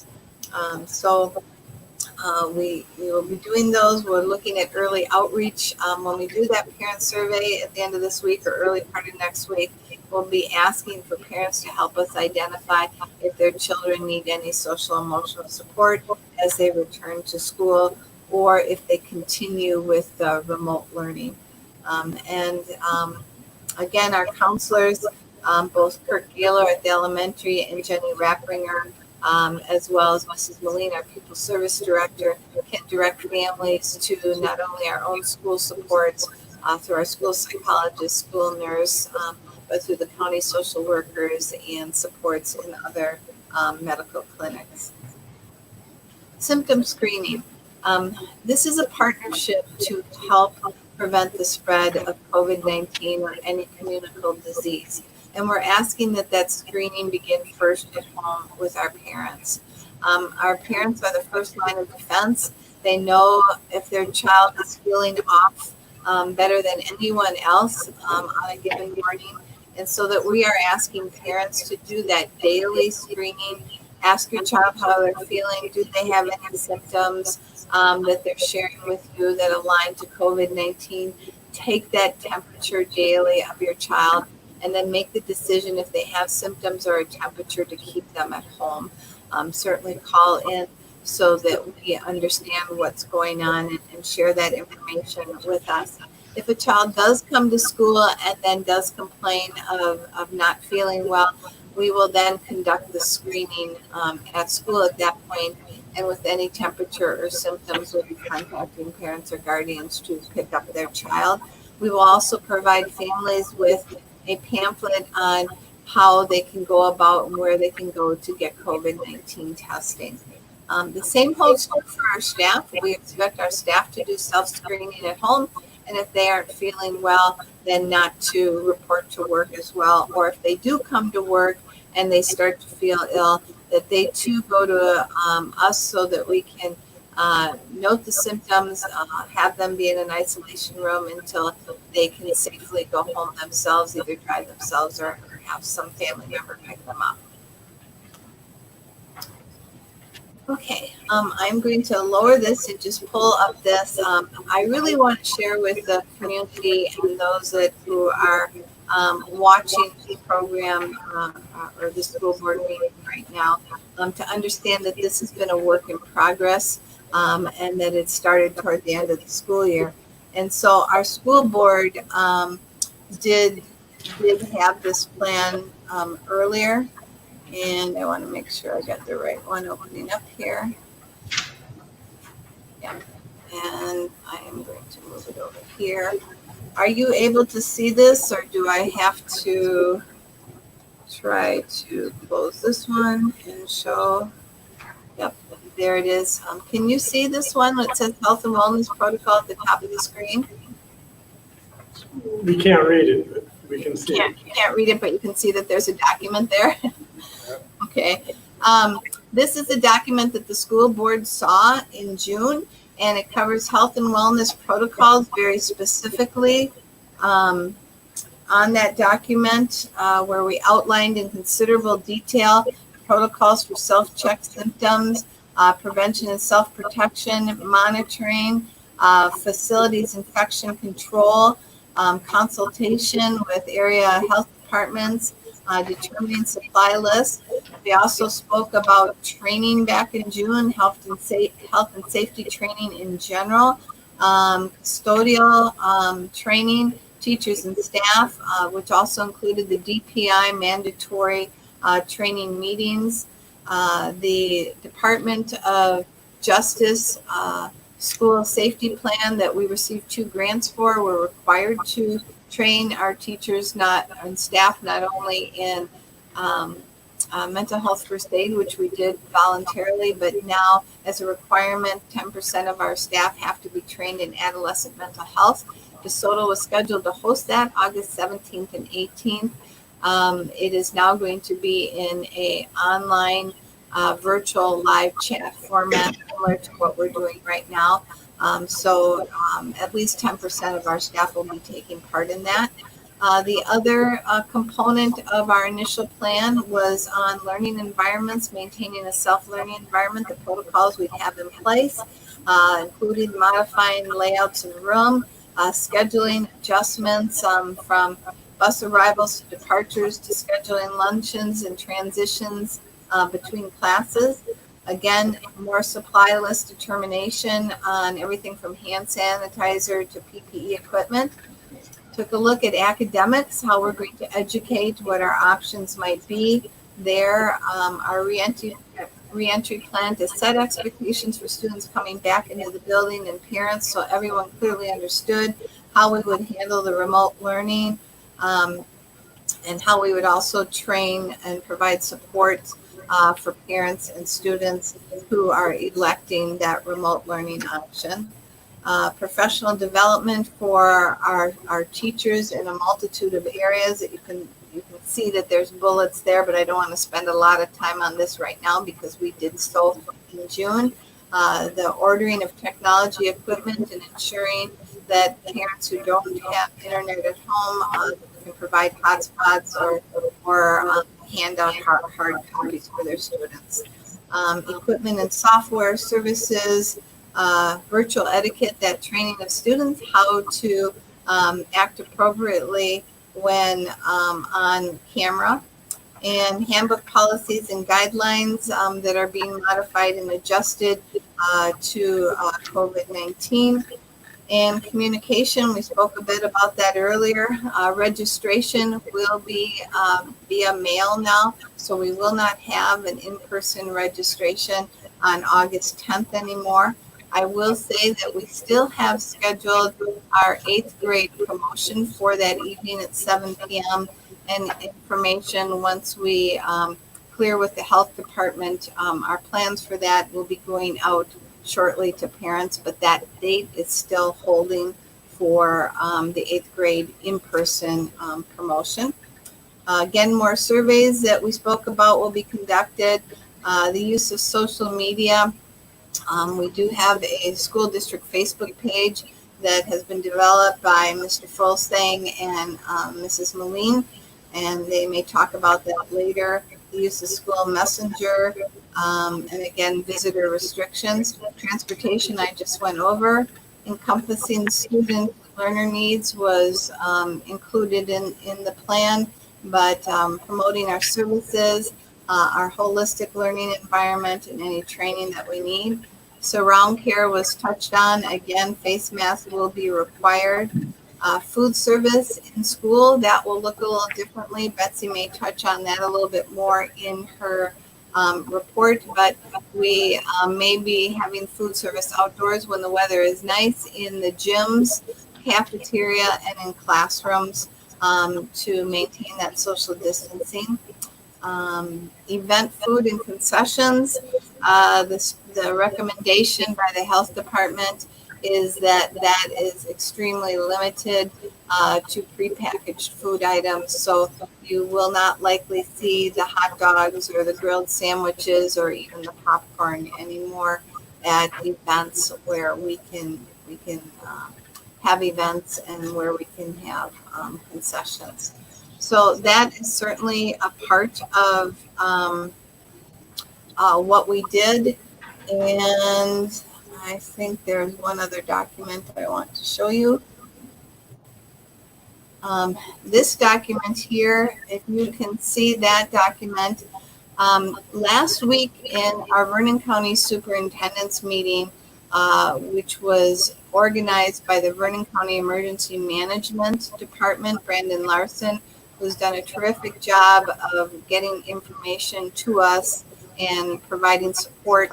That also includes the County Health Department nurses. And last week we learned that that plan I just showed you, they wanted that imported into the Department of Health Services school buildings risk assessment tool on reopening.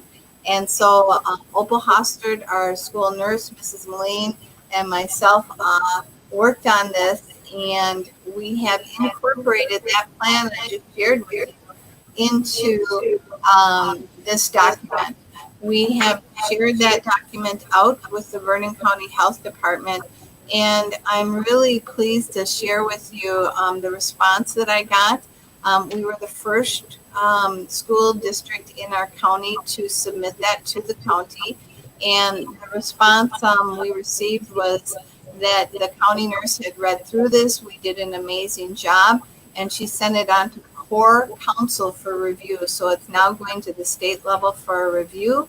And then she came back and gave us another compliment saying you rocked it, that she appreciated that we used so many links for so many sources.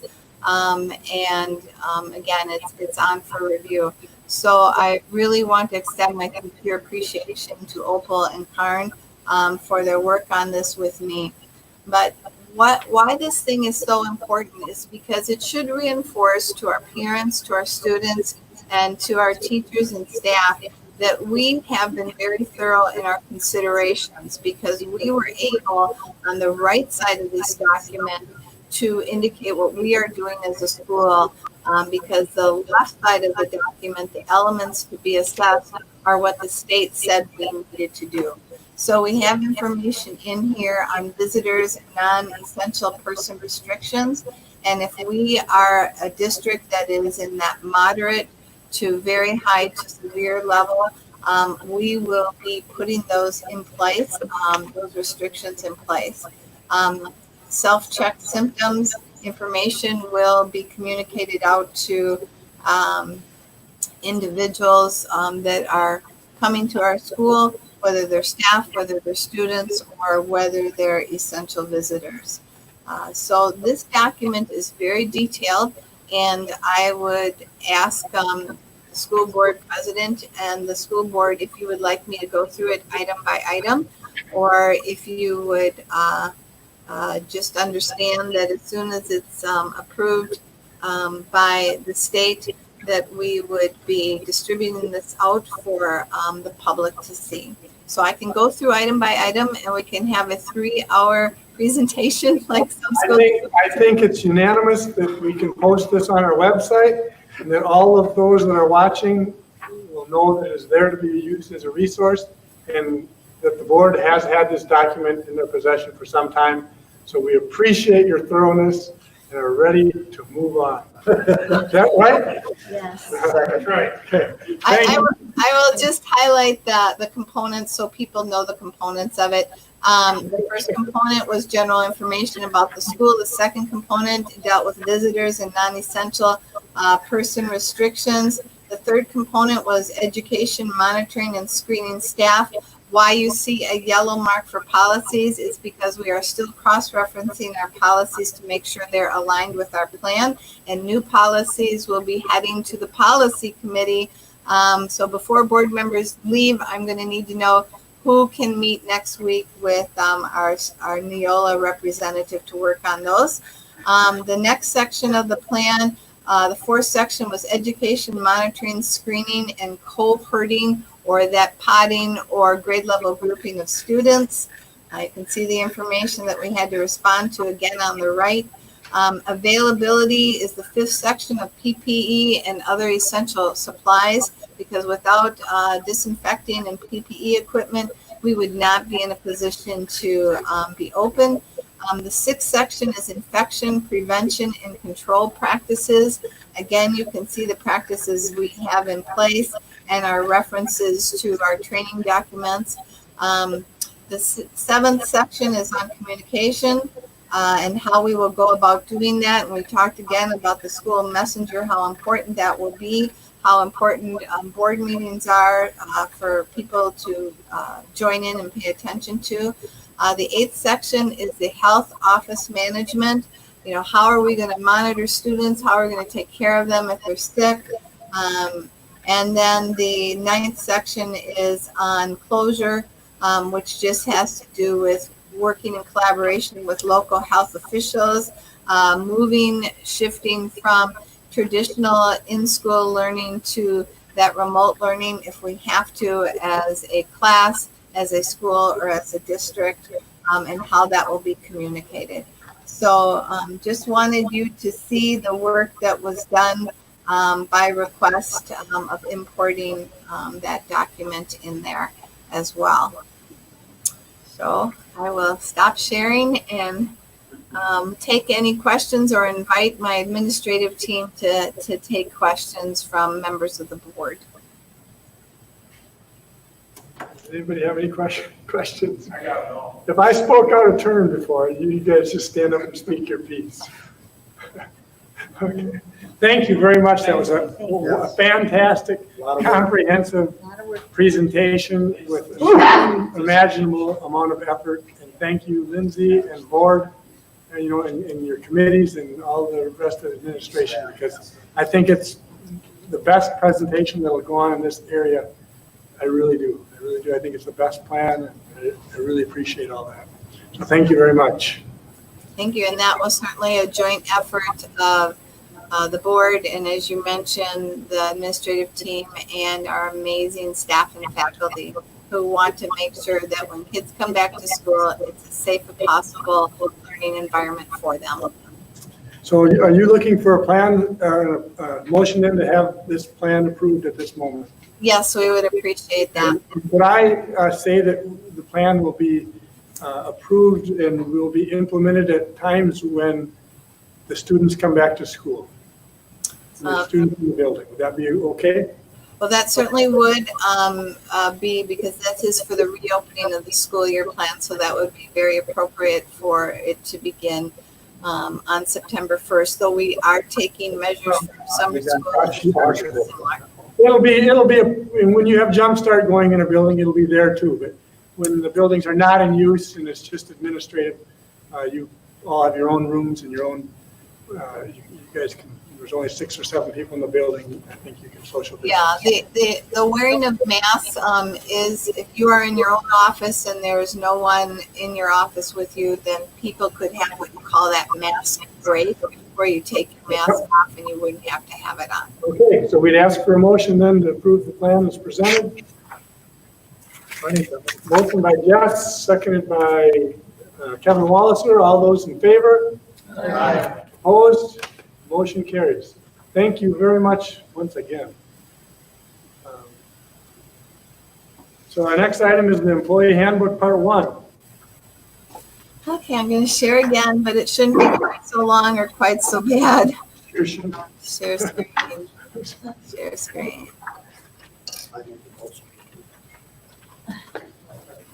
Okay, I am hoping that you can see this.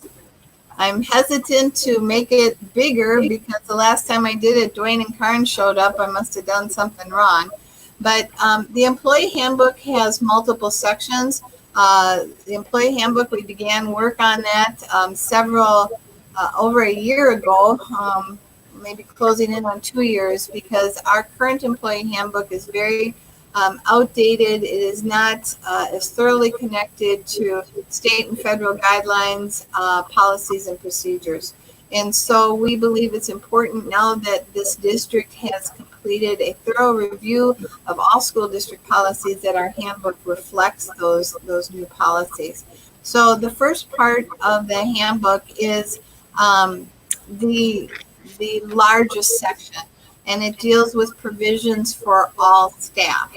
And so those cover employee acknowledgement, non-discrimination, the district's vision and mission, and emergency processes, and organizational chart. And we're proud of that organizational chart because normally you'd say, well, who do we see at the top? The superintendent, the school board. We have decided to move forward an organizational chart that puts the community on top. We believe the community values education, supports education, and because of that, they are at the top of our organizational chart, followed by the school board and then the administrative team. Non-discrimination and complaint procedures are a part of this particular section of the handbook. Preamble and definitions, there are some legal terms in there that for employees to understand with fluidity. We need to have that information in there. Employment law is a section, practices and expectations, grievance procedures, pay periods, compensation, expense reimbursement, workers' compensation. Also in the section is absences from work. That includes jury duty, bereavement, personal leave, longevity leave, holiday leave. If anyone's enrolled in the military, that leave. Unpaid leaves of absences. Years ago, you may know that we allowed a teacher to take a year of unpaid leave of absence to work at the collegiate setting. And we felt that when that teacher returned, that was a great benefit of us because that connected our students to potential ongoing education if that was their personal and family choice. Benefits applicable to all regular employees, work stoppage, conformity to law, and also included an addendum concerning the pandemic workplace protocols that covered reintegration into the work environment for staff who haven't been here year-round, who are our 9-month or 10-month staff. We will be getting out a survey to our staff to help understand better what they feel their needs are and the information they need to have to come back and feel that we have certainly created a safe working environment as well as a learning environment. Work at home if school closure would occur, who is essential workers who need to be in the building, who might be able to work at home. One thing that I will mention is that now because we do have remote learning in place, there may not ever be a need for a snow day ever again. Sorry, students who are listening in, I can hear the groans right now. Another thing lost to COVID-19 was snow days, but you know, our teachers can teach from home. They did that last spring. Our students can learn from home. They did that last spring. So I'm not thinking we're getting too many snow days if we actually have a snow day where you can't get to the school building. I'm really sorry, kids. I do love you. Self-screening, monitoring health, becoming ill at work, what staff should do, and prevention in the workplace. So those are all in that document that the Personnel and Finance Committee reviewed, and that will come back in August for final approval by the school board. So our staff certainly have time again to look at that. If Jackie hasn't posted it today, she'll have it posted tomorrow for staff to look at. And we do have several staff who indicated that they would like to be part of the process on an ongoing way and will join the administrative team in the review. The remaining components that we hope to bring to the school board in August for approval are Part 2, staff with individual contracts. It shouldn't say noon supervisory, it should say non-supervisory exempt employees. Part 3 is non-exempt staff. That would be your administrative staff without individual contracts, people that we might contract for services. Part 4 is staff with individual contracts. That's executive administrators, administrative team members, or academic administrative employees, such as possibly our school psychologist could fit under there. Part 5 is extracurricular employees, and Part 6 is substitute employees. So when this final handbook is done, it will be comprehensive, it will be all-inclusive, it will be aligned to school policies, aligned to state and federal laws and guidelines. And again, I appreciate my administrative team for their involvement. Primarily, Tim Ferget and Mrs. Moline have been steady partners with me in this project. And I will close that one out. Right. Thank you very much. This is an excellent document also. The work is a mountain of work, so we appreciate it, all of you. Okay. So then we're moving on to, you want, yes, we need a motion to approve. You want the part 1 approved now, or do you want to wait until August? I think it would be appropriate to approve the draft, knowing full well that there will be a secondary opportunity to approve in August, but the approval of the draft would be very beneficial. Sounds good. Could we have an approval of the draft of the employee handbook part 1? Motion by Jeff, seconded by Doris. All those in favor? Aye. Opposed? Motion carries. And our final item of business is 7.21, employee benefit consideration. As you probably know, that when COVID-19 information came to us, I think I shared that the first notification we got was a little bit after 5 p.m. on a Friday, March 13th. And the notification we received from the DPI didn't come till after 6 o'clock. Social media got to us before any official capacity. I share with that because that does present a challenge for administrators and school boards to recognize that within 3 days they have to shut down and completely switch to remote learning. But I commend again the support we received from the school board, the administrative team, our teachers and staff who did just that, that turned classroom education around really exceptionally well to at-home remote virtual learning. So with that, both our administrative team has been engaged in tremendous amount of meetings that you saw in the plan, from numerous weekly meetings with associations and CISAs and county health departments, to revising and redoing the plan. The work you saw today just didn't appear magically and didn't appear overnight. And so what I requested to the Personnel and Finance Committee that the board has in their packet is consideration for our teachers to have 2.5 more days for professional development that they would be compensated for at curriculum rate. In August, we have 3 days of in-service plus an option day, so staff have about 4 days to prepare for the school year. But we take up 1 full day just dealing with DPI mandates, school policy changes, and information. So that gives them 2 days to prepare for the school year. We would really, 3 with their option day. We'd like to make that 5.5. And so we're requesting the board approve that now so that teachers can begin that process if they would like to, using those 2.5 days to prepare for what we know will be a combination of classroom and remote learning for their students. That would be one area. For the district office staff and the administrative team, we were not able to use our vacation days. And so depending on the individuals, the board has the compensation for that would be either carryover preference of the individual or consideration for compensation for that time. And then I would like to advocate on behalf of our district staff as we have professional development days, and we would like to add 1 day of health and wellness development leave for our staff, so that in this upcoming year, when the challenges of what everyone is going to be asked to do really takes that emotional social toll.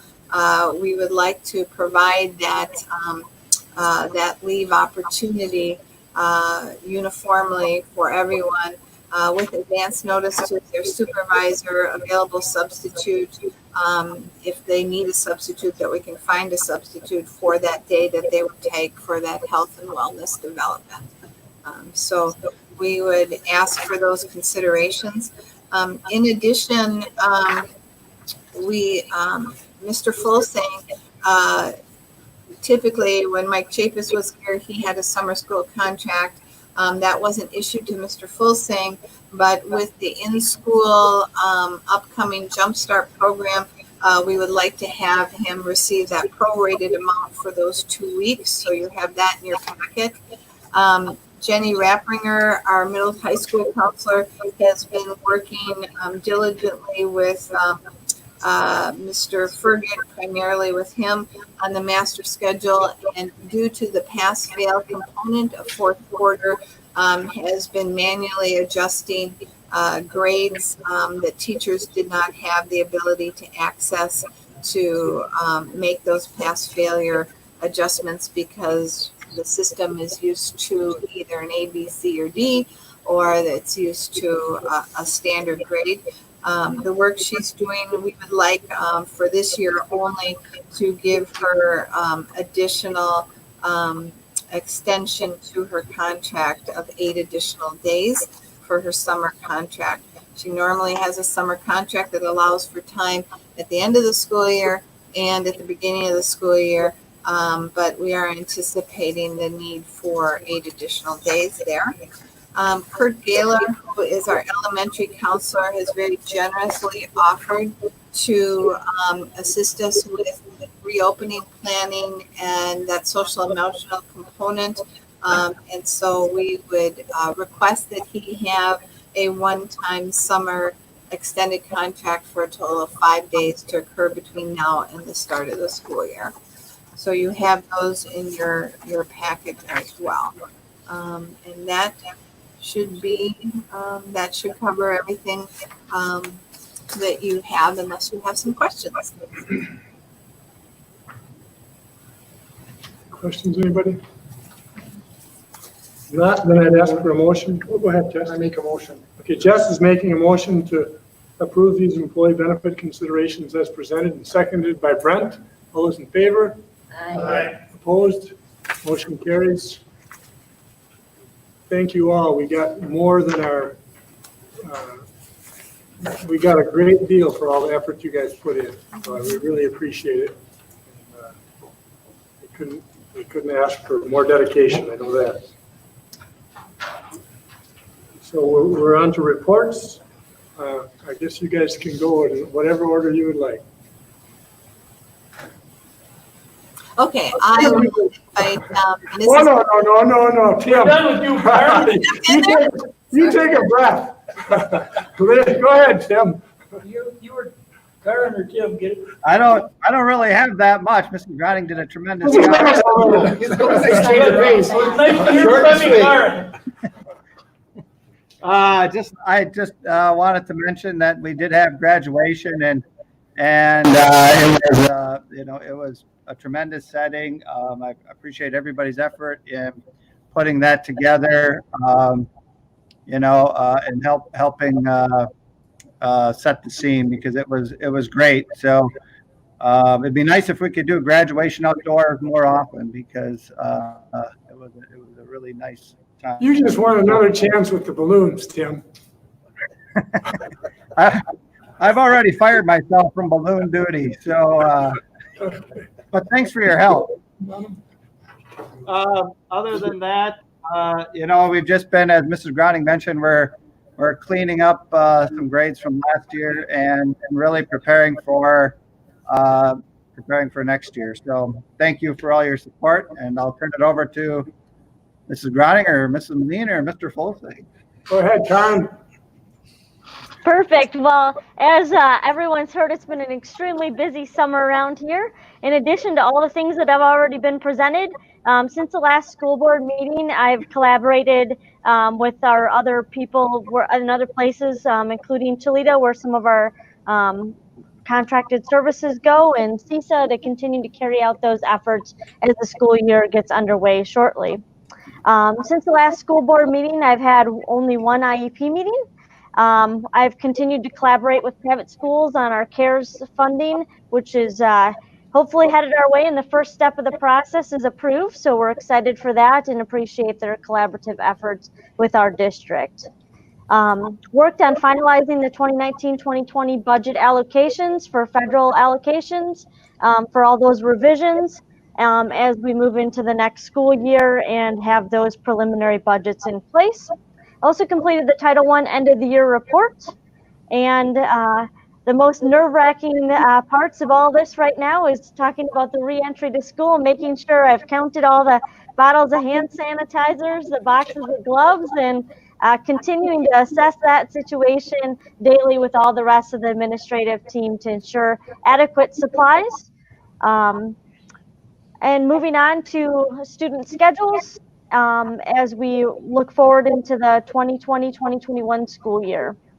Again, thank you and a shout out to all the rest of the admin team and others that work as part of People Services, including Opal and the medical advisor for our school district, Dr. Pryor, as we work towards having trainings and resources available to our staff and also to our students. We've purchased some books already to talk to students and have teachers read about what a pandemic is, as well as what is physical or social distancing, how masks are appropriately worn, and things of that nature. So we're looking forward to a positive start of the school year and excited to see kids back in our building. So that will be all I have tonight. Thank you. Thank you, Karen. Thank you. Thank you. I'm just excited to start jumps. Everybody hear me? Yep. I'm excited to start Jumpstart. We did a really nice job with virtual learning over the summer too. We had 9 classes, over 18 kids in a class, and some different and exciting things that the kids got to do, but it's just not the same as the face-to-face. And I know the teachers are probably gearing up and getting ready to be in the building too. So I'm excited to see everybody, whether it be through my mask or not, and I'm hoping that everybody's getting excited too. Thank you. Thank you. Guy, did you want to jump in? All right, can you guys hear me? Yep. All right, so I just got a few things. Starting, I guess, with the thing we've been working on the longest, our cleaning and disinfecting program. We've been working with that with Mark Baker from Hilliard. That's an ongoing process. Hopefully we have a buildings and grounds meeting next month and we can get that approved and pass that on to the board for next month. One other thing that we worked on this month, the well had to be pulled at the high school. We had 3 sections of pipe that we replaced. Everything is good. They did shock the well and make sure everything was good. We got back a good bacteria test, which means the water is good and everything. Of course, they replaced I can't think of it right now, but anyways, they replaced the valve on the bottom of the pump too, because that was bad. And I think that's all I got. Our summer cleaning is at the high school. We do have Prairie View and Stoddard done, and we're trying to finish things up at the high school. Hopefully everything is good and we get some kids back in the building. Really appreciate everybody that's helped out. And I really mean everybody in the district, staff, everybody helps out in every way they can. And that's all I have.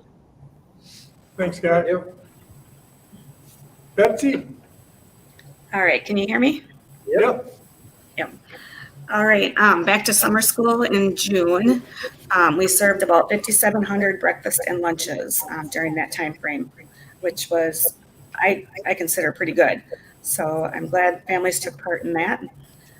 We will provide meals during Jumpstart August 3rd through the 14th. We will offer free breakfast and lunch, and that will be available at Stoddard and Prairie View to those students that are in school and for families that want to pick up meals at either site as well. And they can actually pick their meals up and they will be in to-go containers or bags. And then meals will be shuttled to Desoto for those students that are working out in the school or whatever we have going on at the high school on those particular days. So they will receive lunch on those days. And then Lindsay kind of touched on how we're going to provide safe meals to these students. And then, let's see, I don't really have anything else as far as summer school. Do you have any questions about summer school and how we're going to do that, or? No, Betsy, thank you. Okay. Okay, Ms. Grunning. Okay, I'm going to give Kelly's report for bus transportation. He says route pickup and drop-off location times are being adjusted for students affected by Highway 35 road construction. He said we may be able to run our buses on Highway 35 with the exception of detouring on Sylvan Glen Road south of Stoddard. He said once the in-person registration numbers are more clearly known and we're able to finalize bus routes and determine if they need to do some adjustment of the number of students on a bus, they'll be able to set up seat expectations and seat plans and where family members can sit together. Basically, there are 24 seats on the bus and everyone will be required to wear a mask. That is the word to be used, is required. At this point, there are 3 of the 9 bus routes that may need some adjustment due to the number of students on that. But again, we may find that that is alleviated by parents who are electing to transport or by older siblings who are transporting younger ones. Those buses are in the Genoa Stoddard area. One additional bus route or shuttle bus in that area will resolve that issue if needed. But that would be an extra bus and an extra driver. Kelly mentioned that we'll need to add an extra AM and PM shuttle bus for Prairie View to manage those numbers. And we'll need likely an additional North Run bus for a lake bus. Southwest Bus has ordered a mister and disinfectant will be applied on bus surfaces after both the AM and PM routes. And I don't think I need to say anything more for today. But Dwayne may have something. Oh, yes, Dwayne, you said he had a couple of things to say. You told him he had. We've ordered in enough Chromebooks that we actually have enough Chromebooks for every student grades 3 through 12. We're now looking at possibly first and second grade for Chromebooks. The issue becomes if we have students in the building and remote, we're going to almost have to switch over to totally one-to-one because they don't want to hand off the Chromebooks from one student to the next in the classroom to keep them clean. The only issue I perceive in that is we're going to have a hard time keeping them all charged all the time. We had it set up in the classrooms to charge, but we'll have to figure that out. We're looking at adding iPads for kindergarten. That'll cover it. And Hunter and I have been spending time. We had 7 different webcams we brought in. Video doesn't tend to be the issue with webcams. The goal is to set the webcam up by the teacher's workstation, aiming at the front of the classroom where the teacher will be presenting. So our remote students will be like they're sitting in the back of the classroom while instruction is going on. That way the teacher is teaching the same lessons to the students that are remoting in that are physically in the classroom, so it should be pretty seamless. The issue becomes audio. Webcams are designed to be within 3 to 4 feet.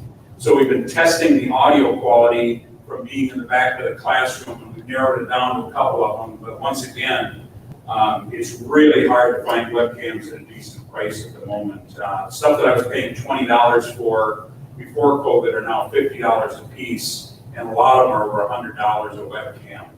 But I see it as about the only way to do this remote process with the teachers. It's kind of like we used to do on our old distance ed lab, where the teachers taught our students and then they taught the remote students in other school districts. We're just gonna do the same thing now with our own students within the district using webcam. So that's what we're working on, and hopefully we'll be ready.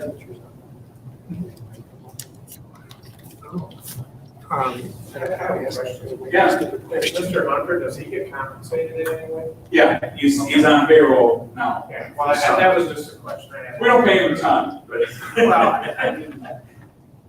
Anyway, I just want to say, I'm so proud of our whole district team and that they put children first and they went above and beyond to create a plan that is trying to keep kids in the school district where we want them. And I don't think that there's a better plan being presented anywhere in the state tonight or maybe even in the country where people work so hard to put kids first. So thank you all very much. I really mean that.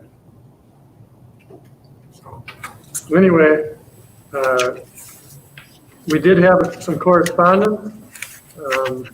We had a letter, saw the one, I think you all saw it, thanking us for the graduation. That was really nice. Was there any other correspondence that I may have missed? I think there was a letter from Timothy Gaskell, Yep. to resolution, a issue that we had, and that is, the letter was sent after the June board meeting, so I included in this month's packet. That should be in your packet. Were there any items for the August 2020 board meeting that people wanted to? We gotta get Guy back on his track thing. Yeah, I don't know if Guy's still here or not, but. Oh, yeah. Okay. All right. Wanna hear all about it, Guy. I got you. We got some information. I think you guys got some information. We'll pass some information on here in the next couple of weeks. Okay. All right. Anything else? Start up in fall, extracurricular football. Did you hear the question, Ms. Grunning? I'm sorry, I did not. Go ahead, see. What is the startup?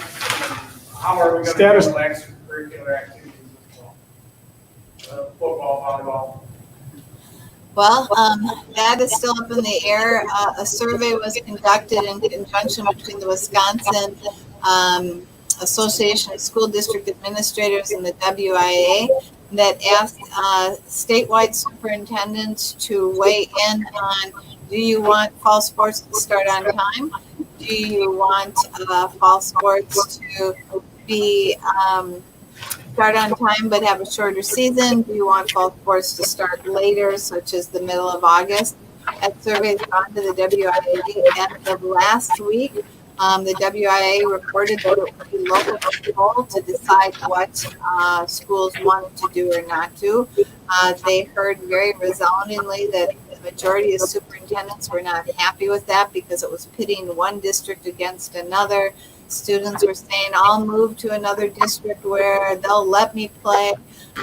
It was becoming very emotionally charged. So they conducted that survey. We received the survey over the weekend. We did respond. I will tell you from consensus of the Desoto coaching staff, the athletic director, and myself, we recommended that the school sports start on time for a variety of reasons. One, if kids are going to get sick, they'll get sick, and then they'll be healthy for the start of the school year. Okay. Another reason is many of these sports can go ahead and start. Cross country races can be run. Social distancing can be maintained. You can stagger starts based on best times. And when they come into the chute at the end, you can have them go a multitude of directions so they're not stampeding over one another. Girls swimming and diving, tennis, golf are all sports that do not have contact. Social distancing can be maintained, and there's no reason those sports can't start. You look at sports like soccer, or in our case, volleyball and football, and you have some of those contact concerns. But again, these are cohort groups. If they aren't exchanging it within their group, potentially they get into a game scenario where that could occur. And that is a risk that we want to communicate out to parents and students. So when they make the decision to be in the sport or the sport program, they're making it understanding that risk, like all other risks that are associated with sports participation. But right now it is up in the air because the survey was conducted. It's not due to be finalized till tomorrow. And then we do know the WIA supposedly had a July Board of Control meeting, but I've seen no public release on that yet. So our intention is to proceed as if we're going to start on time because we've not been told differently. And we are not recommending as a district to you as a board that we not do that based on the statistics that are out there. 400 tests were done in Vernon County, not a single positive. Right now, our Vernon County is considered high risk, but our epidemiology is green because we don't have COVID cases. Our healthcare system is important because it can manage any symptoms that are appearing, whether it be COVID or not. The red section is because the health department has a matrix that says when tests are done, they want the results in 24 hours. But most tests that are done by any service provider other than a hospital take 3 to 7 days to return the results. So we already get a red flag for that. And then that contact tracing is also delayed. But right now, you know, we have no reports that have come to the health department of any of our students, of any of our summer athletes or activities or any of our staff. So the district looks healthy. I knock on wood when I say that. Our county looks good. We're sitting with 2 greens and the red due to the matrix. I think we move forward and do so until somebody above us tells us we can't. Very good, thank you. Okay, if there's no other questions, I'd ask for a motion to adjourn. Motion by Kevin, seconded by Kurt. All those in favor? Aye. Opposed? Motion carries. Thank you. Thanks a lot. Thanks, everybody. Dwayne. Everybody have a good night. Right. Good night, Jim Bob.